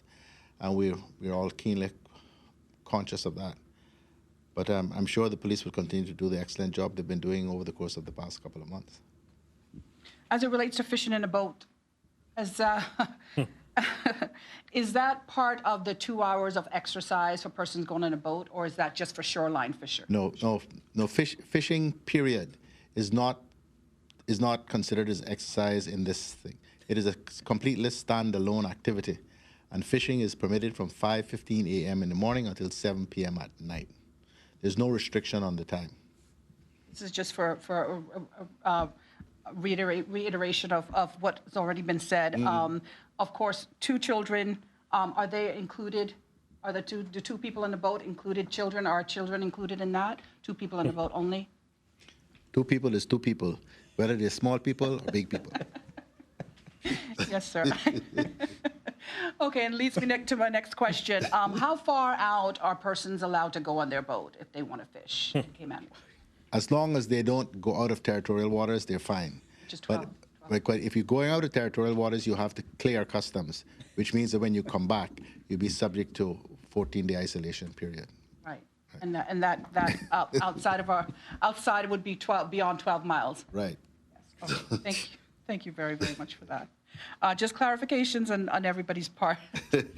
We go now to Reshma from The Compass. Reshma, please go ahead. Thank you, Donna. You took me by surprise there. My first question goes to the Premier. Now, over the weekend, a document was being circulated from government outlining phase 3 of the suppression plan. Can you say, and as you know, humans are impatient beings, when will we have the other phases and the breakdown of what they look like? Can you provide us with an update on that? Well, we're working on those. So what I think would be in contemplation the next time round, which isn't here, would be the opening out of more of the retail facilities, because most of those are still limited now to curbside pickup and delivery. Again, they'd have to ensure, though, that they can meet the social distancing requirements. And also, what would be in contemplation would be open air restaurants and possibly bars. So those are the sort of things that we're talking about at this stage.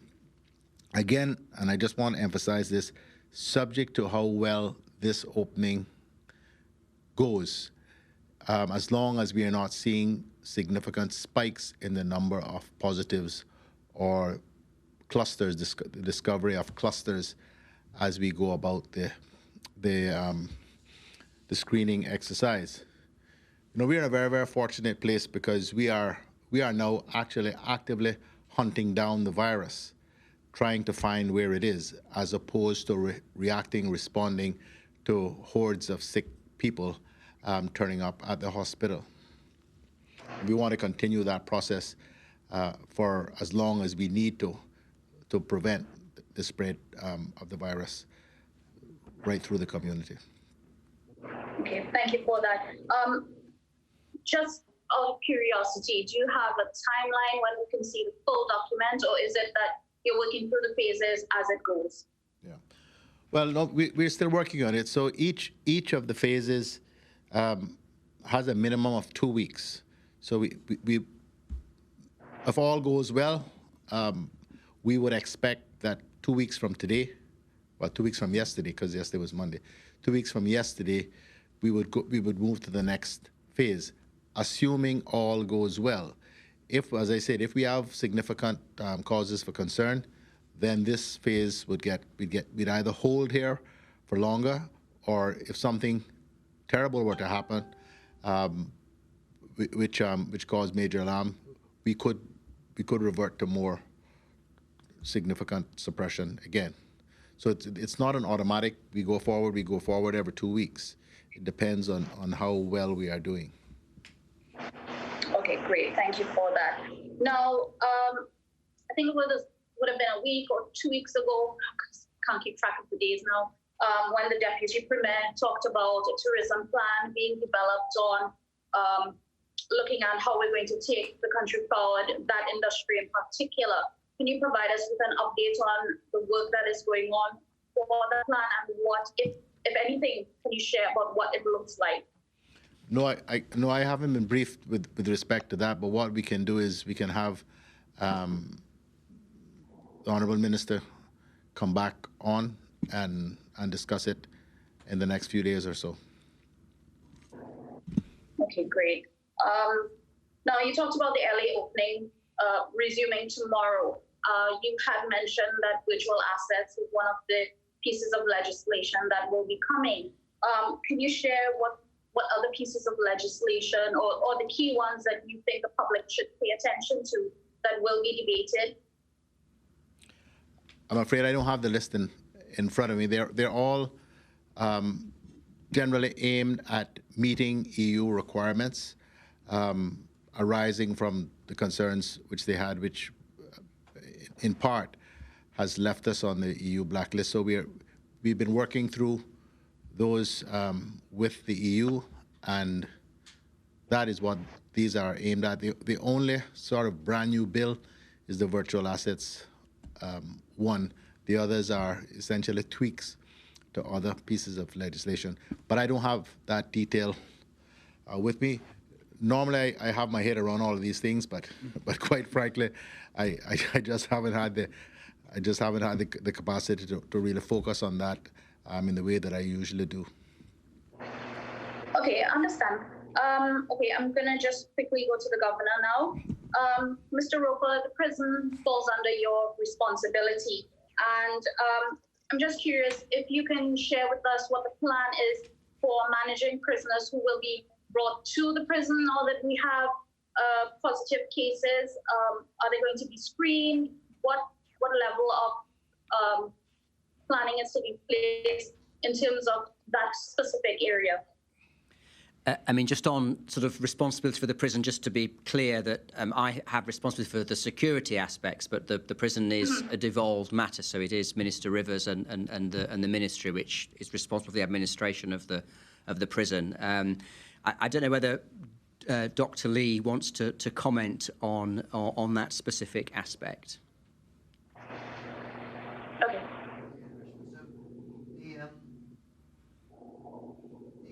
The prison is using has not changed for the last few weeks. They've already had a very COVID-focused health security approach to managing it. So anybody arriving at the prison goes into a, not quarantine, but an area which is segregated from the rest of the prison and then is released after 2 weeks. We, as you know, we've been screening all the prison staff and the prisoners themselves, and we will be. It was always our intention to continue that screening program because it's not somewhere that, as we mentioned, not a static case. So it's always been our intention to continue that. But we're obviously going to be developing that now in order to try and really get a hold of where the infections are and to suppress it as far as we can.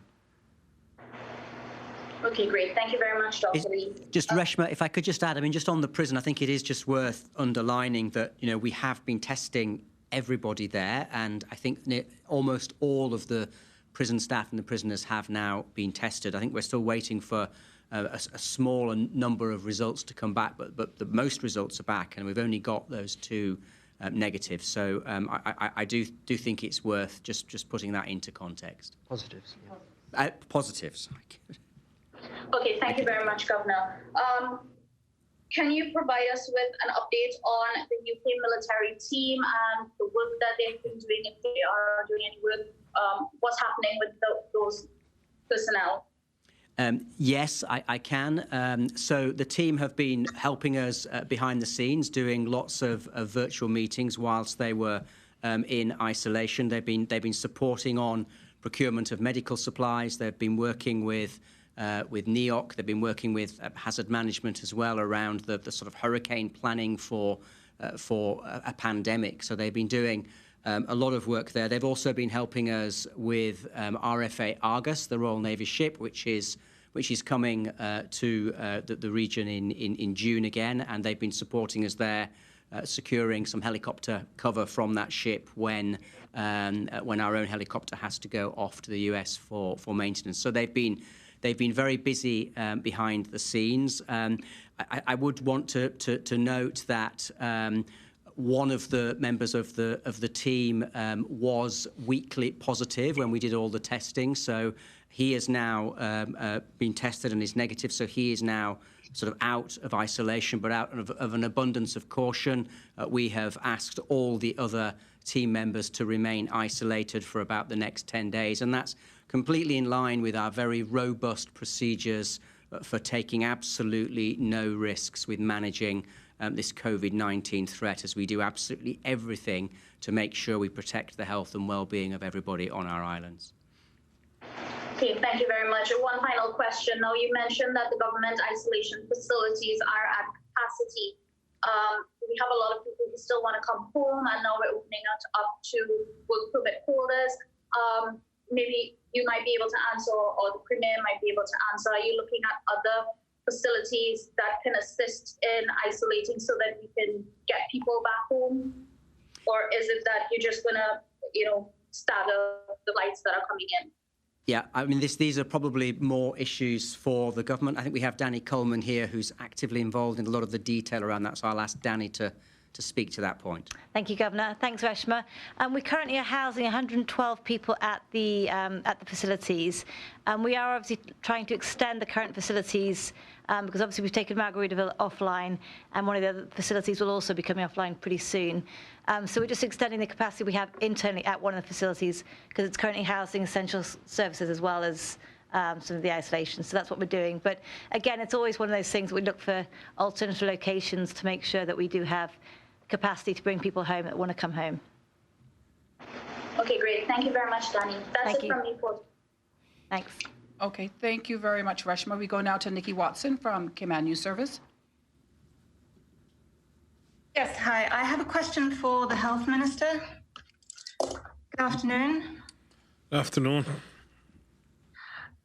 Yes, last week you said that your ministry might be helping people who are struggling to pay their health insurance.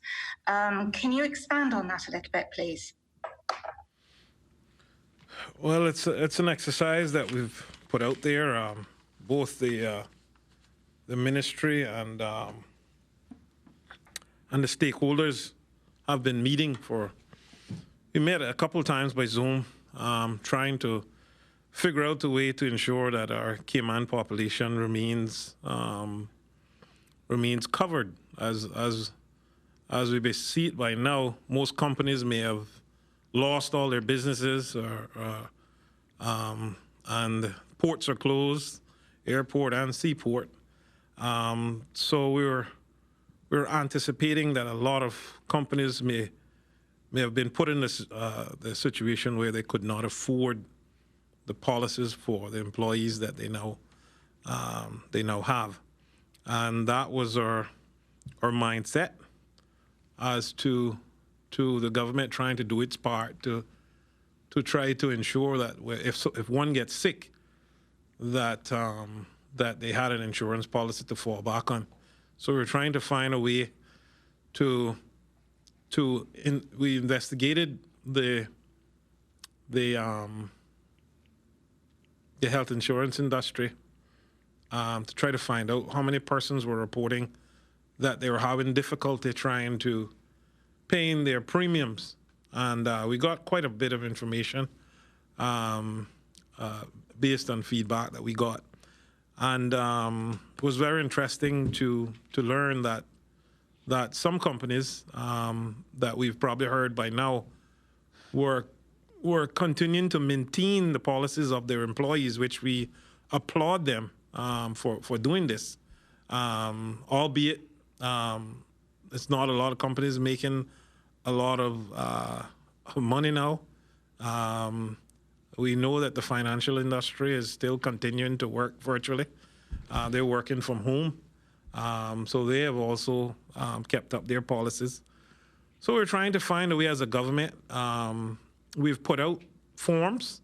We've sent forms out for persons to collect and to send in, so we could try to gauge how many persons were in need of this service that we're intending to provide. I spoke with the caucus, and there's many iterations of how we can actually approach this, whether it's by paying individual policies, which is still being tossed around, or by assisting companies who are willing to keep on their employees, which is something the government is trying to encourage by giving companies possibly a grant. So this is ongoing. It's very fluid, and one that we hope that we can bring into effect very soon, so that we can save some of these policies before they lapse. I hope that helps. Yes. You mentioned the forms. If people want to access those forms, where would they find it? I understand it's on our website, the www.gov/coronavirus website. If not, they can also email the ministry at natasha.powell@gov.ky.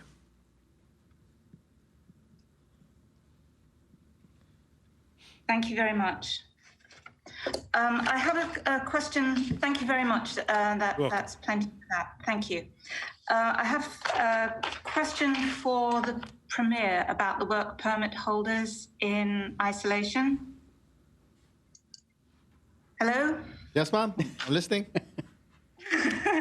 Okay. Right.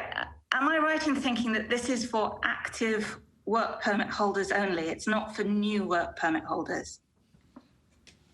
Well, so if I have a business and I want to hire somebody, can I hire somebody new? Well, it would depend. And we'd have to look. I don't mean me personally or the panel, but I mean the officials would have to look at the particular circumstances. I know I've had people from the financial services industry in particular who have messaged me directly saying, and from the medical community as well, saying, we had a work permit in train before all of this came upon us, and the employee is anxious to come to Cayman, and as soon as Cayman reopens, we really want to have that person in post. So I'm sure we'd look favorably at those sorts of instances as well. So it depends what you mean by a new work permit. We're actually trying to get business back up and going, as much of it as we possibly can. And as long as the person is not going to be a drain on our limited resources, we'd like to have them back, or new ones for that matter. Right, okay. And would that include dependents? So if the work permit holders are coming back, they can bring their dependents and also self-isolate? Yes, as long as they meet those requirements, I see no reason why not. Why would we insist that they separate from their family if they want their family with them? Right. Yeah. Now, are these applications vetted by the work agency? Actually, up until recently, it's actually been pretty much a sort of immigration-based decision, and leading that particular bit about who do we let back on the planes, because that's really what it has been the Deputy Premier. As we broaden out now to deal with work permit holders, yes, I expect that advice will be gotten from the work agency. Okay, and the last question is about cost. Can you say how much this costs? Is it a set amount, or is it by night? Does it vary from place to place, which facility they go to? Oh, Lord. Yes, the amounts the government has been paying for the facilities has varied depending on the facility, and I would therefore presume that depending on where you decide to stay, you know, the fee would be based on what's been agreed by government. But I don't know what those numbers are off the top of my head. But what I will do is I will ask them to put out a statement about it, so that people are aware of what the terms of coming back, that is, are coming persons on work permit, will be, and what the cost will be, depending on which facility that you're actually at. Danny, can you help? I see Danny looking expectant. Can you help, Danny? The costs of the... Yeah, the decision is actually, well, the discussion's happening in the policy group as we speak. We were thinking about 2,600, I believe, and it is, again, covering the rooms as well as the actual food, but that will be finalised very, very soon. But that looks like it's in the region of about 2,600, I believe. Okay. Is that for the 14 days? Yes, I believe, but again, that is the number we have right now, but the policy group still have to agree on it. It may be, and just bear in mind that, of course, it's 14 days plus the test. So if people do come and have a positive test after that 14 days, that would be extended as well. So if it's extended, do they have to pay more for that? Or is that... Yes, they would have to pay more for that if by chance it was extended. For example, if they had another few more days or another week that they'd have to pay for, that would be... But we're breaking it down for cost per day for each individual. Thank you very much. That's all my question. Thanks. Okay, thank you very much, Nikki. We're going to go back to April Cummings from Radio Cayman. April?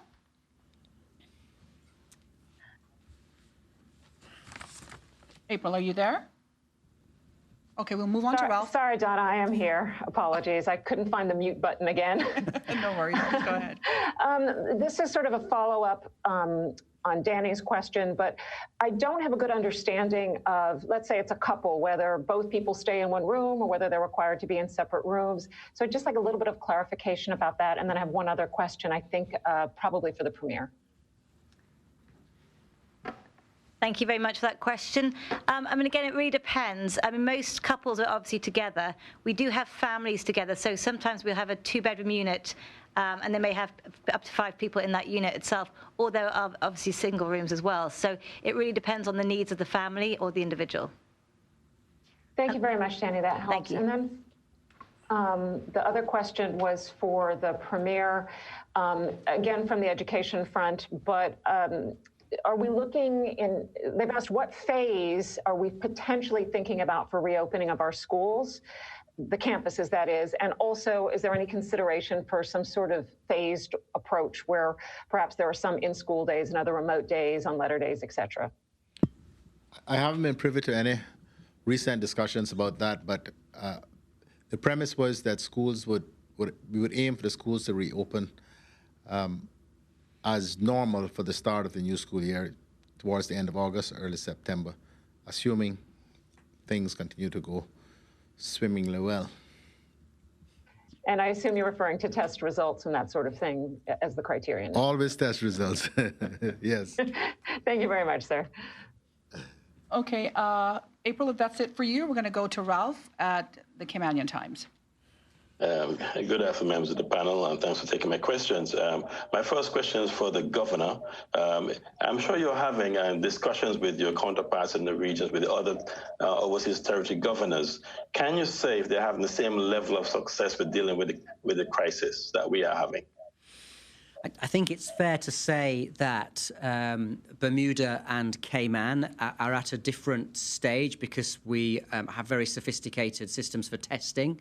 So both Cayman and Bermuda are doing a lot of testing, whereas the other overseas territories don't have that same capacity. So they have very low numbers of cases, but probably would have more if they were doing a lot more testing. But I think that everyone is following sort of broadly similar approaches, though Bermuda seems to be ahead of us in terms of their attitudes to opening up. Our approach is I think quite rightly more cautious here. So they're all different, and I don't think you can draw common patterns, but that testing is one big difference. Okay, thank you. My final questions are for the Premier. Premier, September 1 has been reported by the international media as the day the borders are going to open up.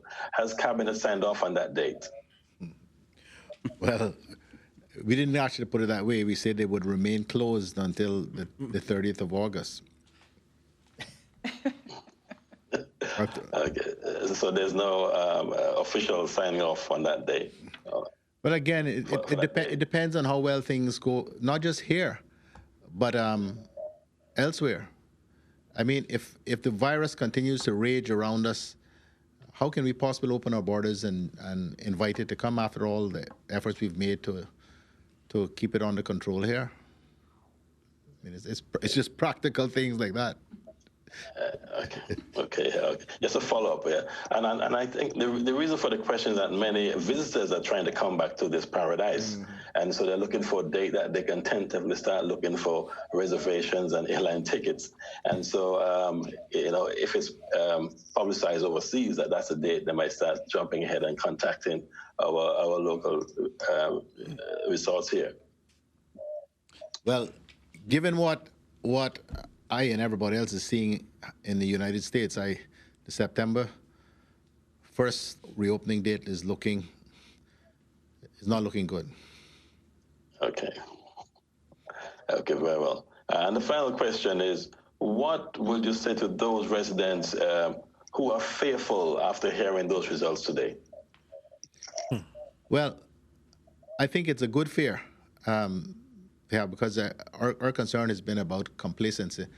But if you actually look at the statistics and you look at the graph, you'll see that the positive rate is still very, very low. 1.4% of those tested have tested positive.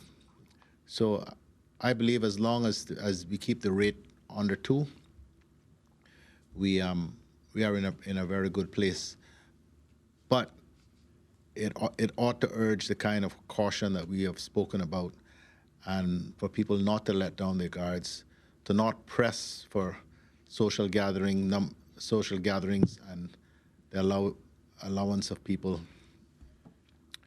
to gather in greater groups than 2, and for households to mix and have get-togethers and so forth. Because that is what will almost certainly, in the current circumstances, cause the virus to take off again through the community. We are, as I said, we're hunting down the virus now. And as we find the positive cases, and they're all been asymptomatic through the screening process, isolate the individuals who have the virus, do contact tracing, and isolate those individuals. And hopefully that will allow us, as we continue this extensive testing process, to virtually eliminate the presence of the virus in this community, because we're going to continue testing for the foreseeable future. Thank you. That's for me for today. Actually, Ralph, Danielle Coleman, HMCI Director, wanted to address one of your questions. Hi, Ralph. Just to go further back onto the overseas territory conversation, we are working very, very closely with our overseas territories. I understand the police commissioners are having a meeting this week for 2 days conference, but we also worked, this morning we had a very long meeting with them. We are all sort of sharing best practices, and they're also joining us tomorrow for a hurricane exercise, and we're sharing that material for them to be able to, use in their own territories as well. So that collaboration has been really, really positive. And again, we look forward to continue working with them and them joining us tomorrow. Thanks. Thank you for that information, Mick. Appreciate it. Thank you very much, Danny, as well. Thank you, Ralph, and the rest of the media. I do have some final questions. Premier McLaughlin, if you could just reiterate to the listening public a point that the Commissioner of Police made on Friday as it relates to kayaking, paddleboarding, and kite surfing on the days that you can exercise along the shoreline. Well, you see, the commissioner put me in trouble because actually the regulations just speak to exercise and swimming. But the commissioner is in charge of enforcement, so he has indicated that those activities are permissible. And who am I to argue with him? along the shoreline. On the days that you can exercise. Thank you very much for that. Also, a final question: reusable mask distribution. Who can speak to that? I believe there's a large number of reusable masks now in the now on island. How are they going to be distributed?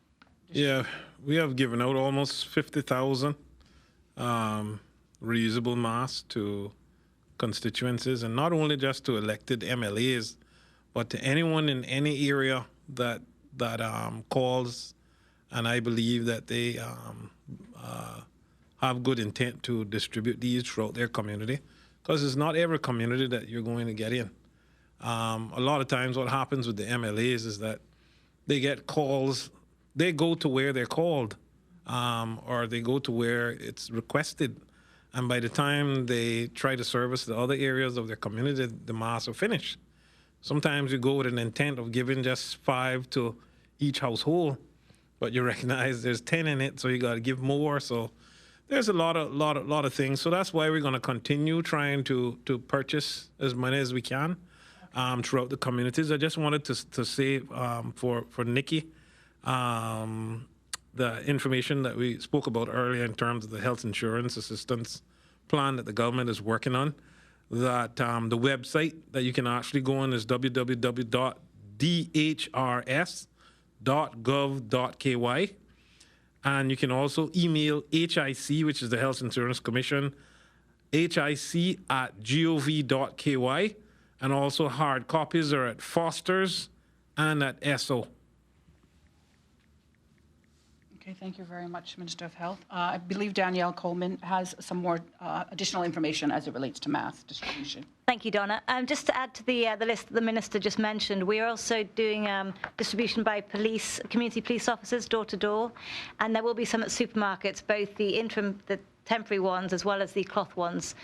So we really do encourage everyone to start wearing them if you're not wearing them already. And also our community emergency response teams are also distributing them to their communities. But yeah, there's a number of different ways that they'll be distributed. Thanks. Okay, thank you very much, Danielle. Any final words from members of our panel? No, I'm fine. You good? Okay. All right. So with that, we'd like to thank you, the public, of course, for joining us here for today's briefing. Also to our esteemed panel of guests and those in the room, a reminder to go online to gov.ky/coronavirus for answers to your questions. We invite you to join us again, hopefully by Friday, if all goes well, and planned at the Legislative Assembly meetings for tomorrow and Thursday. We will see you back here again then. For those watching, we leave you now with a look at today's regional and worldwide statistics.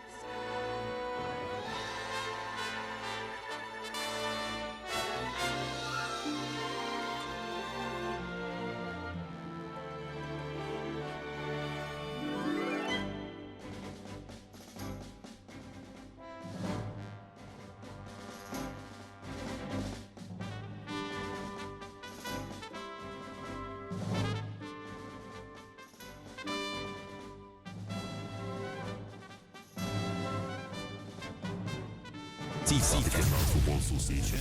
Hey, fellas, we ain't gonna ever back down from nobody. This is Alfredo Whitaker, president of the Cayman Island Football Association. I don't care who it is. This is a brotherhood.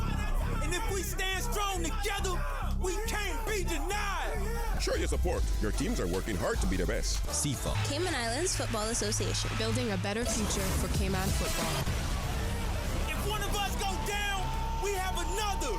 Another and another that's ready to fight. Radio Cayman and CIFA, your team. 2020, your year. So let's hit this field and bang them. CIFA, Cayman Island Football Association. Go out and support the matches in your district. The Cayman Islands have made extraordinary strides in the fight against COVID-19.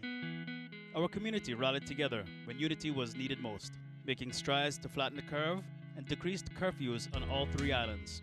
The Lions Club of Grand Cayman would like to encourage the community to remain vigilant with your social distancing, hygiene practices, and home isolation where necessary.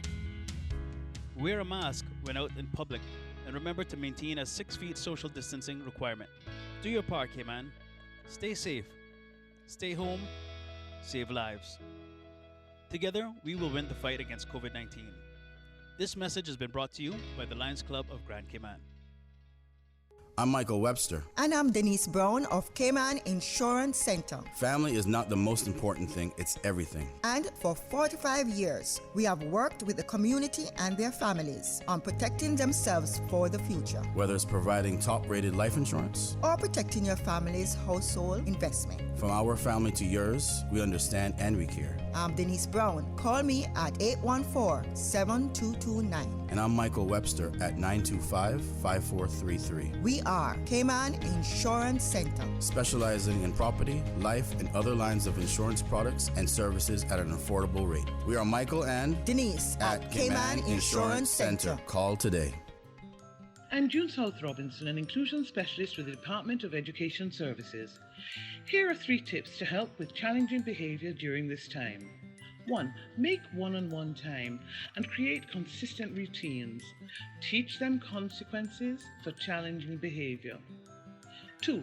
Stop challenging behavior before it starts by redirecting your child to the behavior you want.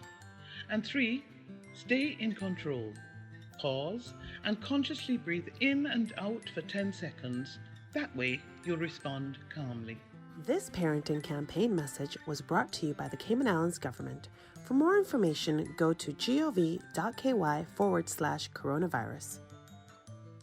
Christian Enlightenment Center is now open for deliveries. Call and order your favorite inspirational books, journals, Bibles, Bible cases, church supplies, stationery, and many other unique items. Christian Enlightenment Center, your complete Christian bookstore and more. To place your order for delivery, text or WhatsApp 923-8050 or email us at ceccenter@candw.ky. Check out our website at christianenlightenmentcenter.com. Browse items on your Facebook page by clicking Shop to view all our collections. Opening hours 10 a.m. to 3 p.m. Monday to Saturday. Obey the laws and wear the gauze. Protect your jaws from septic paws. Stay clean, Cayman, with hand sanitizer from $3.25. 10 surgical masks for $9.99 and 2 packs of KN95 masks for $6.99. Wholesale pricing available at all 5 Liquor for Less locations: Shedden Road, North Church Street, Savannah, Northside, and the McClendon Drive Airport location. Don't miss the incredible lockdown price markdown and manager specials exclusively at Liquor for Less. Hundreds of fine, starting from cases of ice cold below wholesale prices, and save $9 off liters. Prices so low we can't say it on the radio. Liquor for Less enforces the wearing of masks and social distancing while in store and encourage other preventative measures to help stop the spread of COVID-19, such as consistent hand washing and only leaving home for essential purposes. Radio. With the switch of a dial, radio brings you tragedy, comedy, entertainment, information, education, a whole world at your command. Give me some sound over here. Radio Cayman's Super Jam Show. Radio.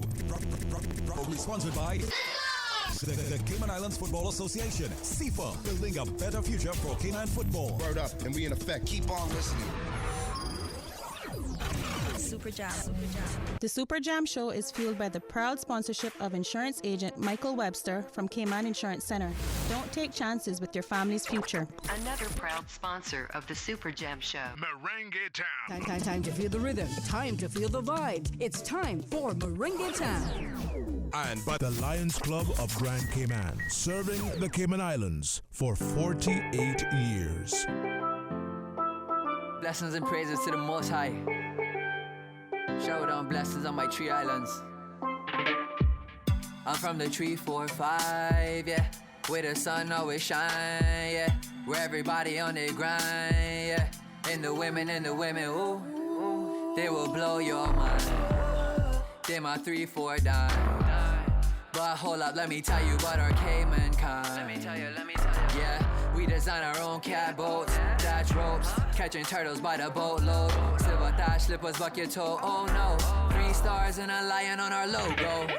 Let me take you to a place, yeah. Sunshine like stingrays, yeah. Let me take you for a weekend. Won't feel like leaving. I'm talking about my islands in the sun. When we party, fun can done.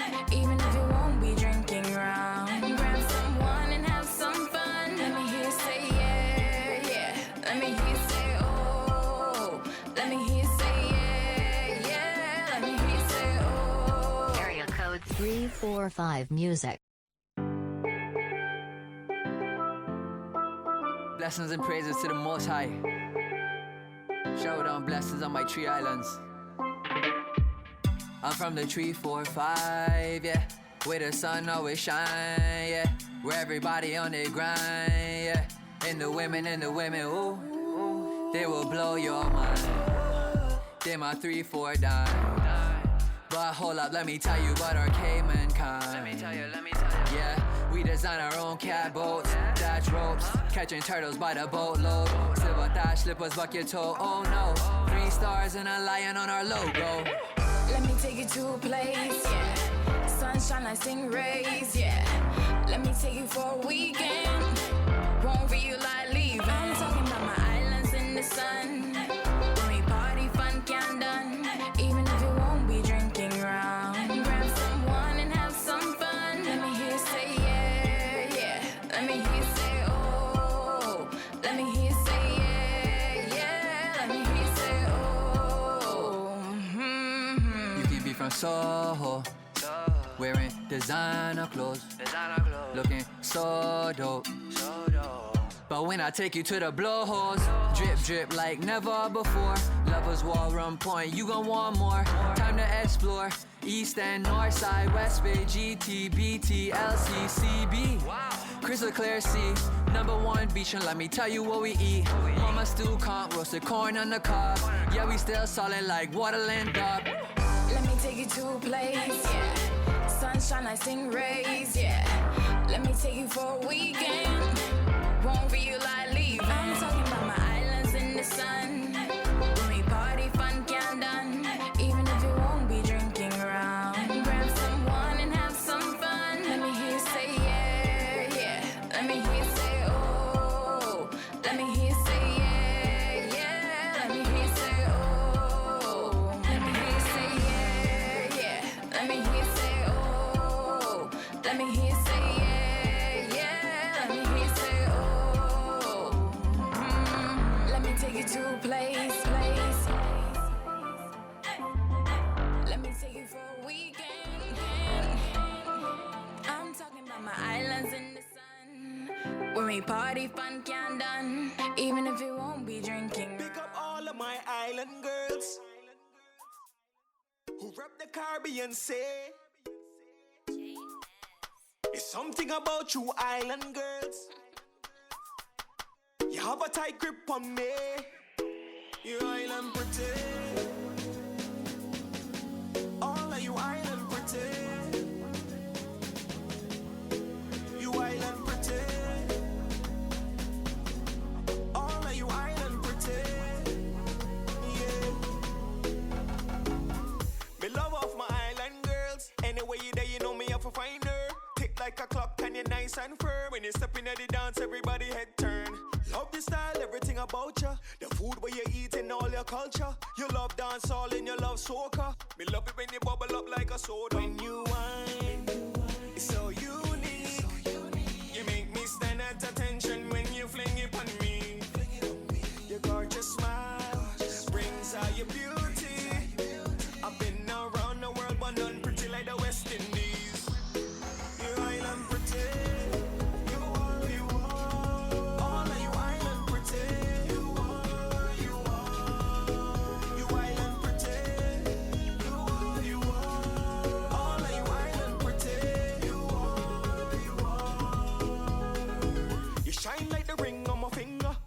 Out the summer even when I winter.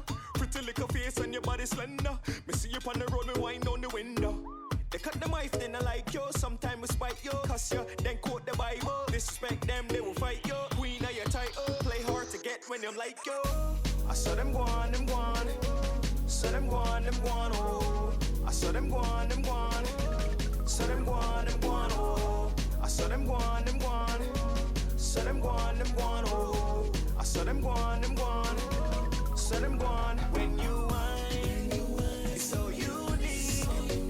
You make me stand at attention when you fling it on me.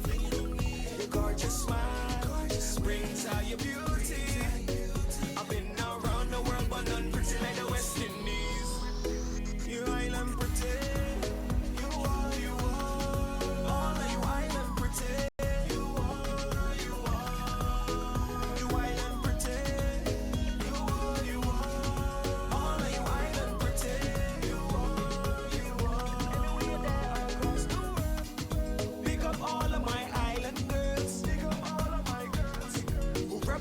Beyonce. From the cool breeze and beach. It's something about you island girls. I know where you are. You have a tight grip on me. Get out the flag and wave. Represent your island, wave your flag, wave your flag, wave it up high. Represent your island, wave your flag, wave your flag, wave it up high. Represent your island, wave your flag, wave your flag, wave it up high. Represent your island, wave your flag, wave your flag. You island pretty. You are island pretty. You are island pretty. You are island pretty. You island pretty.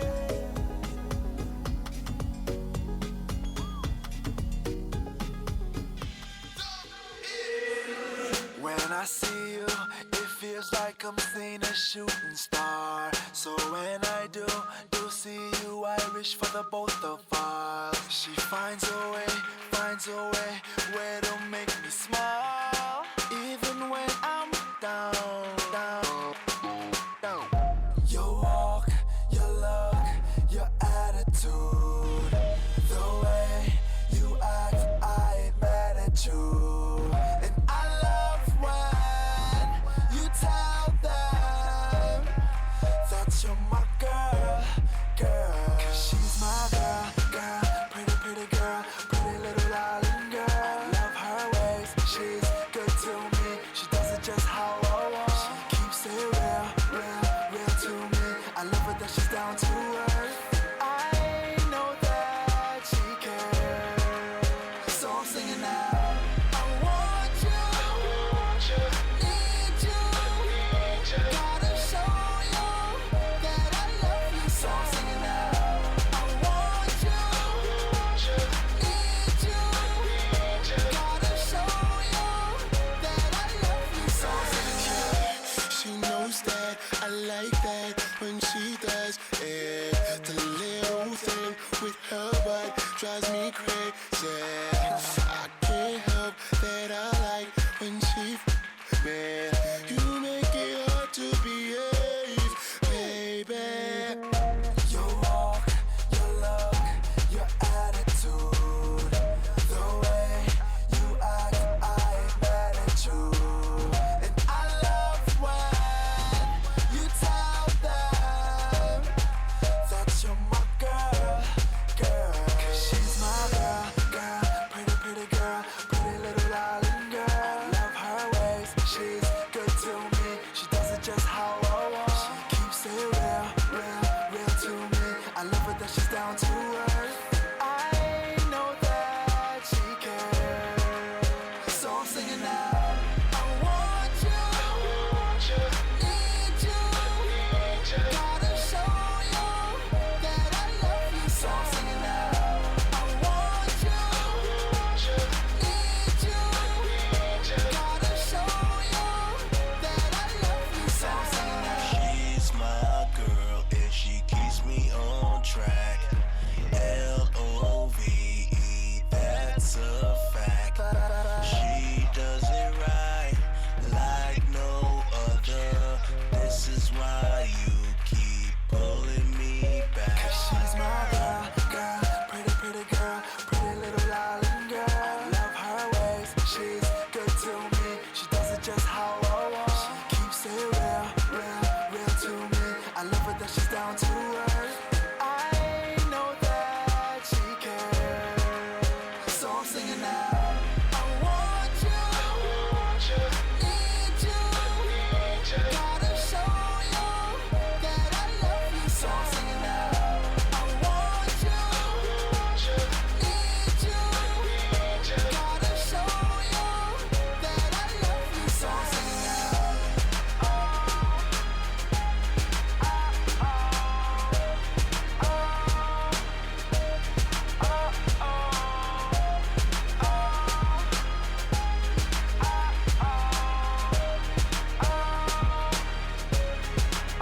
LSM Local Sound Nation. West Bay, way way up. Georgetown, way way up. Bordertown, way way up. East Bay, way way up. North Side, way way up. South Side, way way up. Gun Bay, way way up. boasting the best music from the 345 LSN Local Sound Nation. The public is reminded that as of today, beach access will be allowed using the last name protocols strictly for exercise, including swimming. The hours for exercise have been extended to 2 hours each day between 5:15 a.m. to 7 p.m. daily. Shoreline fishing and fishing by boat are allowed, but limited to 2 persons per boat. Strata pools can be used for swimming, and tennis courts can also be used, but are limited to members of a single household or a maximum of 2 persons with social distancing maintained. Also from today, public buses can operate. However, seating must be staged in such a way that each passenger is able to distance as far as possible from the other passengers and driver. All residents must wear face masks or other face coverings while taking public transportation, inside buildings or other public places. For more information and to view the new regulations in full, go to www.gov.ky/coronavirus. More than ever, we need to ensure our friends, neighbors, colleagues, and family are staying well with social distancing. That means being creative. Call them regularly. Create WhatsApp groups. Offer to assist with shopping or running errands. You could use an app like Nextdoor to see if your neighbors need assistance while the world grapples with the latest challenges. Be Cayman kind. Cayman Insurance Center. For 45 years, they have worked with the community and their families on protecting themselves for the future. If you need someone to speak to during these challenging times, call Denise Brown at 814-7229 or Michael Webster at 925-5433. Cayman Insurance Center. They care about you. The RCIPS, National Drug Council, and Radio Cayman are reminding you to stay home, refrain from social gatherings, and having parties during soft and hard curfew. Do your part. Limit alcohol consumption or stay sober. Do not undermine your immune system and health by misusing alcohol or any other substance. Remember, we are all in this together. Stay safe, stay home, stay alive, Cayman. Football Association. Hey, fellas, we ain't gonna ever back down from nobody. This is Alfredo Whitaker, president of the Cayman Island Football Association. I don't care who it is. This is a brotherhood. And if we stand strong together, we can't be denied. Show your support. Your teams are working hard to be the best. CIFA. Cayman Islands Football Association, building a better future for Cayman football. If one of us go down, we have another, and another, and another that's ready to fight. Radio Cayman and CIFA, your team. 2020, your year. So let's hit this field and bang them.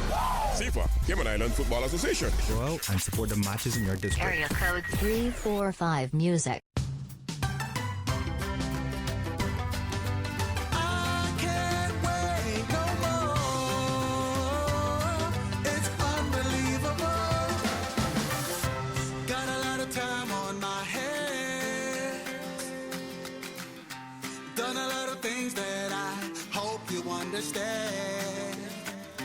I don't want to lose my focus, and I don't want to waste your time. I want to show you who I really am. And if time makes it possible to love, well, I can't wait no more. I can't wait no more. It's unbelievable. There is only one thing I couldn't understand. All I ever wanted was you. Now I've opened up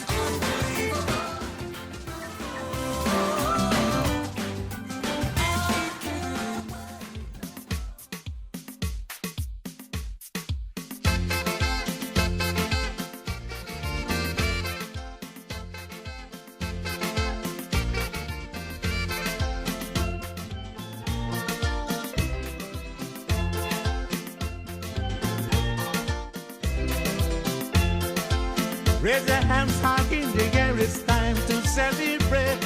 Visit Cayman in January, there's plenty to appreciate. Come and dig in February, March, the big bands play. This party's here in the East, that's how we do it down here. Fun never done, don't hide, don't run. Fun never done, there is plenty to do in the sun. Fun never done, don't wait, you have to come. Cayman is the place to be right through the year. Come see, fun never done. Don't hide, don't run. Fun never done. There is plenty to do in the sun. Fun never done. Don't wait, you have to come. Cayman is the place to be right through the year. Come see.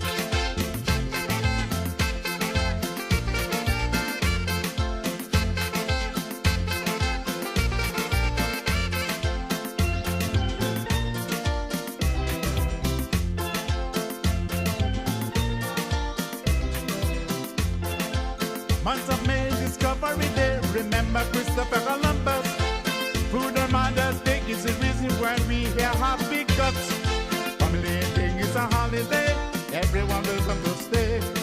Old man playing the violin, square dancing, ready to begin. Fun never done. Don't hide, don't run. Fun never done. There is plenty to do in the sun. Fun never done. Don't wait, you have to come. Cayman is the place to be right through the year. Come see, fun never done. Don't hide, don't run. Fun never done. There is plenty to do in the sun. Fun never done. Don't wait, you have to come. Cayman is the place to be right through the year. Come see.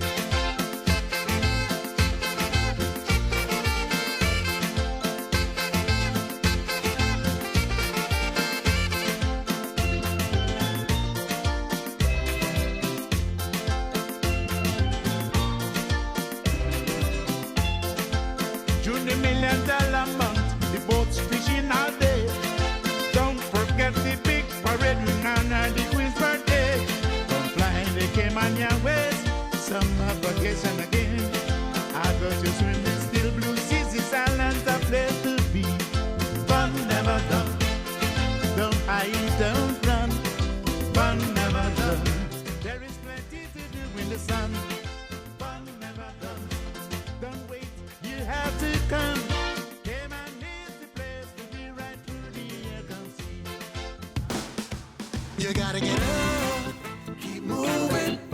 Ain't nobody's gonna do it for you. You gotta get up, keep moving. Ain't nobody's gonna do it for you. The sun is shining on my window. Ain't no way that I'm ready to go on Island Town, just so you know. I haven't figured out where I wanna go. Maybe I'll take a trip to Mexico, to the Bahamas or to Albuquerque. Look at me now, look at me now. What I'm about is for you to figure out. You gotta get up, keep moving. Ain't nobody's gonna do it for you. You gotta get up, keep moving. Ain't nobody's gonna do it for you. Hit the beach with some friends from the islands. Stuck in traffic, but you keep smiling. The radio plays my favorite jam. It's how we like it, hope you understand. The only place that I wanna be is where the sand and the sea meets. Three colors washing up on the shore. Nobody knows and they know that the show. You gotta get up, keep moving.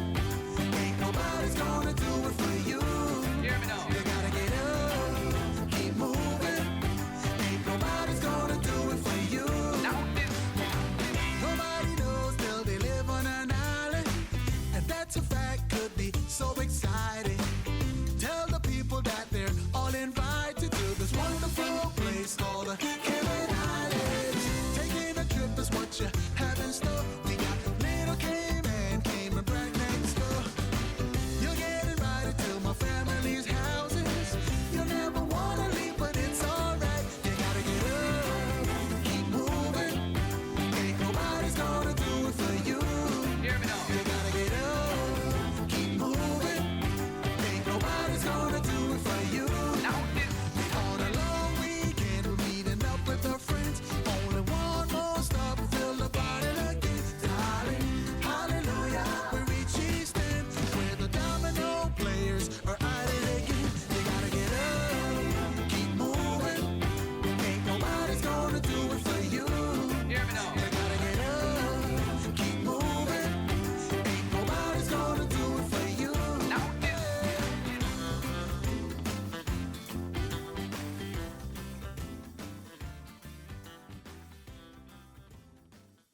Take a chance on me. Hello, Cayman Islands. This is Deontay Scott, interning at Radio Cayman.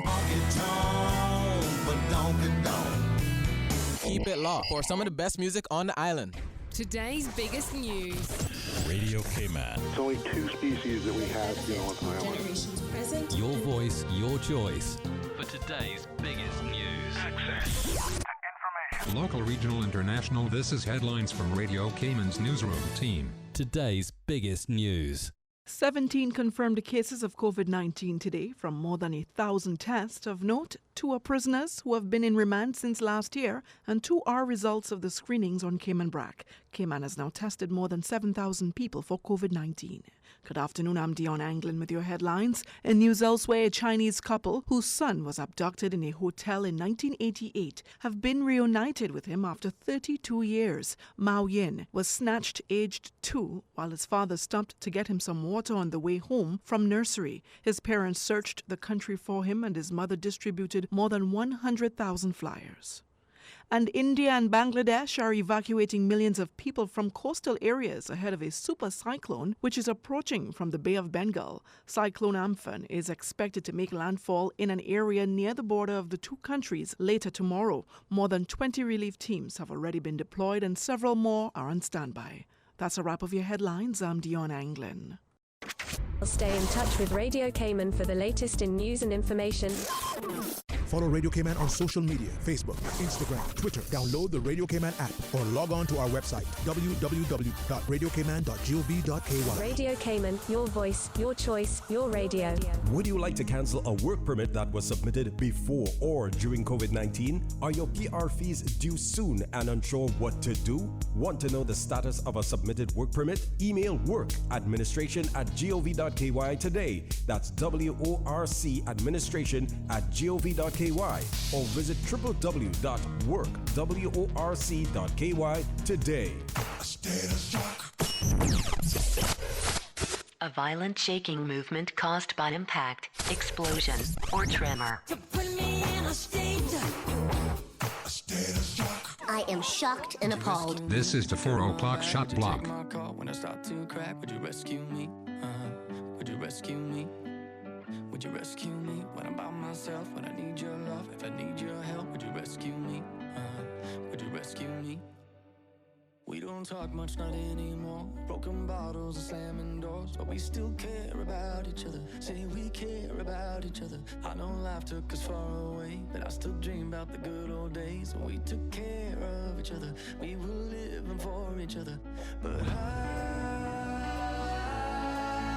start to wonder if I'm slipping under.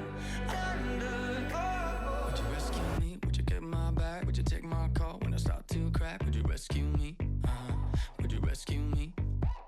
Would you rescue me when I'm by myself? When I need your love, if I need your help, would you rescue me? Would you rescue me? Would you rescue me? Would you get my back? Would you take my call when I start to crack? Would you rescue me? Would you rescue me? Would you rescue me when I'm by myself? When I need your love, if I need your help, would you rescue me? Would you rescue me? Yeah, I miss all the times we had. Can't forget what you can't get back, and you can't find it in another. Man, time, it ain't your lover. I don't care what you thought before. I'll be there anytime you call. Don't you ever call another. No need to call another. And I start to wonder if I'm slipping under. Would you rescue me? Would you get my back? Would you take my call when I start to crack? Would you rescue me? Would you rescue me? Would you rescue me when I'm by myself? When I need your love, if I need your help, would you rescue me? Would you rescue me? Would you rescue me? Oh, rescue me. Would you rescue me?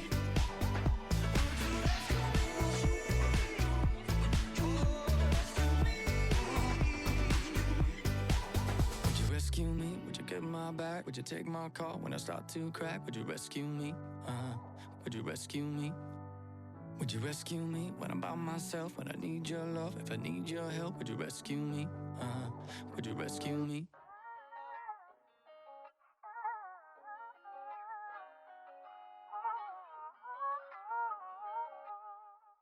Hey, bitch, good looking, fool. Let's make me believe it. Let's make me believe it. Believe you won't deceive me. Let's make me believe it. Let's make me believe it. Let's make me believe it. Believe you won't deceive me. First, you gotta forgive me.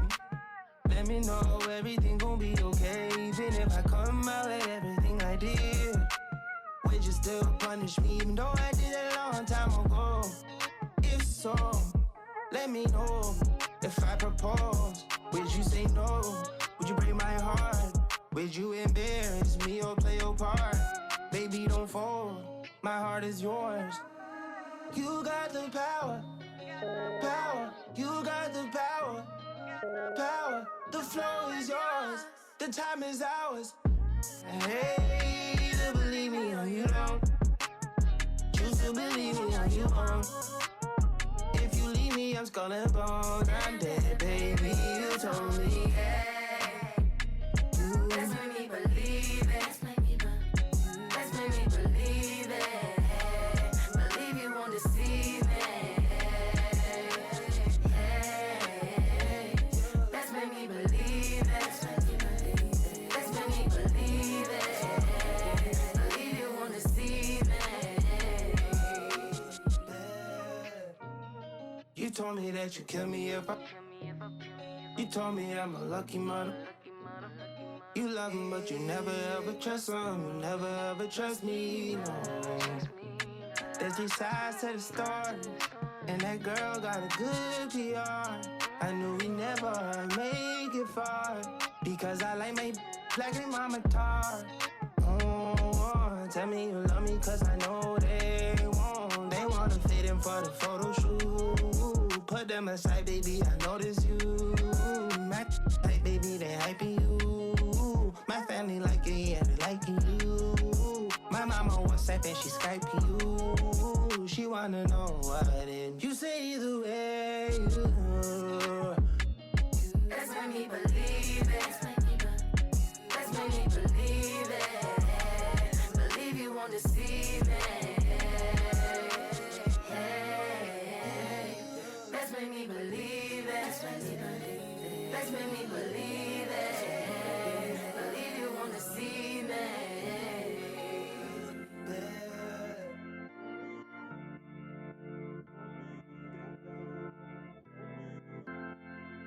Lying on the bathroom floor, no idea. The pool of my tears, what am I doing this for? Ooh, yeah, yeah. You ain't gonna knock on my door.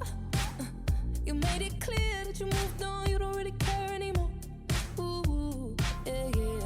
I guess we were a little too young. I was a little too frog, yeah. We were a little too dumb. I was a little too wild, yeah.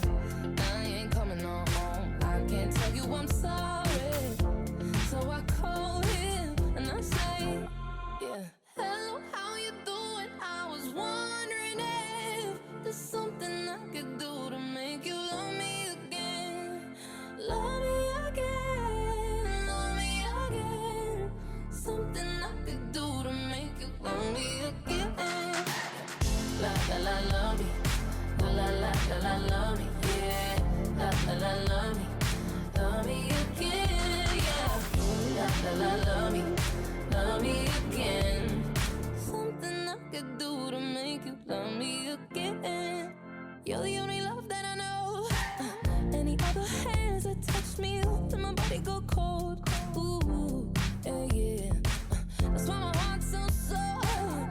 You have no idea what you mean to me. I don't wanna leave you alone. Ooh, yeah, yeah. I guess we were a little too young. I was a little too frog, yeah.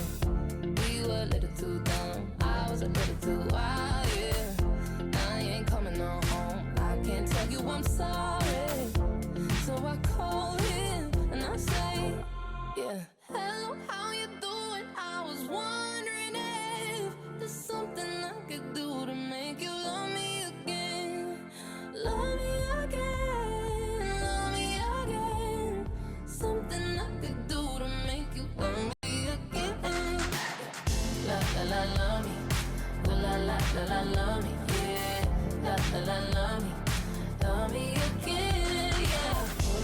love me again. Something I could do to make you love me again. I'll keep it quick, I know you're busy. You got bad things to do, but I've been trying to move on and failing terribly at that too. You're the only one I want. I can't stand the fact that's true. So I figured one less call can't hurt more than this. So hello, how you doing? I was wondering if there's something I could do to make you. I could do to make you love me. Oh love me, yeah. Love me again, yeah. Love me again. Something I could do to make you love me again. May I have your attention, please? Population Tuesday Radio Cayman Super Jam. Ladies and gentlemen.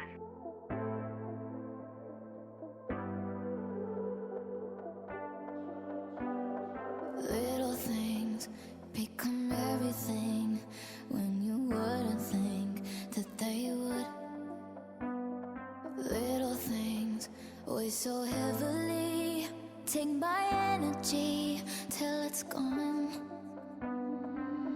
I wanna be alone, but all these emotions won't leave me alone. I'm trying to stop the losing of control. Hypothetically, I could let it go easy, but I'm still in my bed about it. I'm still in my bed about it. I'm not usually like this. But I'm still in my bed. Turn this pillowcase to the cooler side. Give me something I can feel. 'Cause I wanna turn a page, wanna rearrange. Swinging doors wide open in my mind. No, I wanna be alone, but all these emotions won't leave me alone. I'm trying to stop the losing of control. Hypothetically, I could let it go easy, but I'm still in my bed about it. I'm still in my bed about it. I'm not usually like this. But I'm still in my bed about it.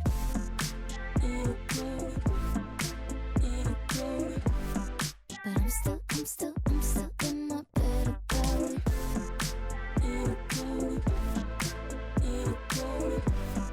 But I'm still in my bed about it. Something chemical inside me messing with my mind, and I can't help but feel like I'm feeling like someone else.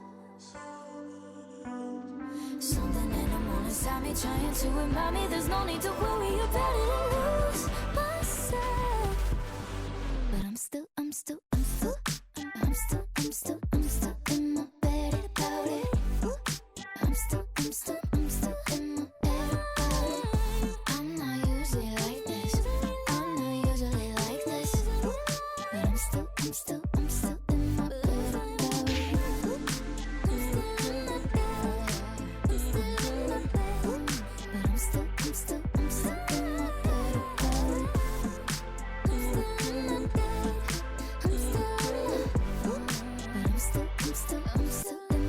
The public is reminded that as of today, beach access will be allowed using the last name protocols strictly for exercise, including swimming. The hours for exercise have been extended to 2 hours each day between 5:15 a.m. to 7 p.m. daily. Shoreline fishing and fishing by boat are allowed, but limited to 2 persons per boat. Strata pools can be used for swimming, and tennis courts can also be used, but are limited to members of a single household or a maximum of 2 persons persons with social distancing maintained. Also from today, public buses can operate. However, seating must be staged in such a way that each passenger is able to distance as far as possible from the other passengers and driver. All residents must wear face masks or other face coverings while taking public transportation, inside buildings or other public places. For more information and to view the new regulations in full, go to www.gov.ky/coronavirus. Wanna believe that you don't have a bad bone in your body, but the bruises on your ego make you go wow, wow, wow, yeah. Wanna believe that even when you're stone cold, you're sorry. Tell me why you gotta be so out of your mind, yeah. I know you're choking on your fears. Already told you I'm right here. I will stay by your side every night. I don't know why you hide from the one and close your eyes to the one mess up and lie to the one that you love. When you know you can cry to the one, always confide in the one. You can be kind to the one that you love. I know you need the upper hand even when we aren't fighting. Cause in the past you had to prepare every time, yeah. Don't wanna leave, but if you're gonna fight, then do it for me. I know you built a love but broken down, so just try, yeah. I know you're choking on your fears. Already told you I'm right here. I will stay by your side every night. I don't know why you hide from the one and close your eyes to the one mess up and lie to the one that you love. When you know you can cry to the one, always confide in the one. You can be kind to the one that you love. I know it's hard for you, but it's not fair. Going sick in the head, trying to get you there. And I know it's hard for you, but it's not fair. It's not fair. I don't know why you hide from the one. Can't close your eyes to the one mess up and lie to the one that you love. When you know you can cry to the one, always confide in the one. You can be kind to the one that you love.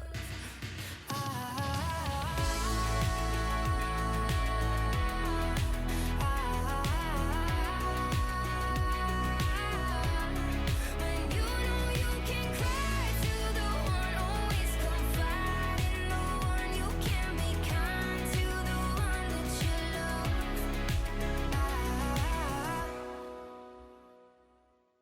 Do you think he was just doing that to make me jealous? Tuesday feature. This is Population Tuesday.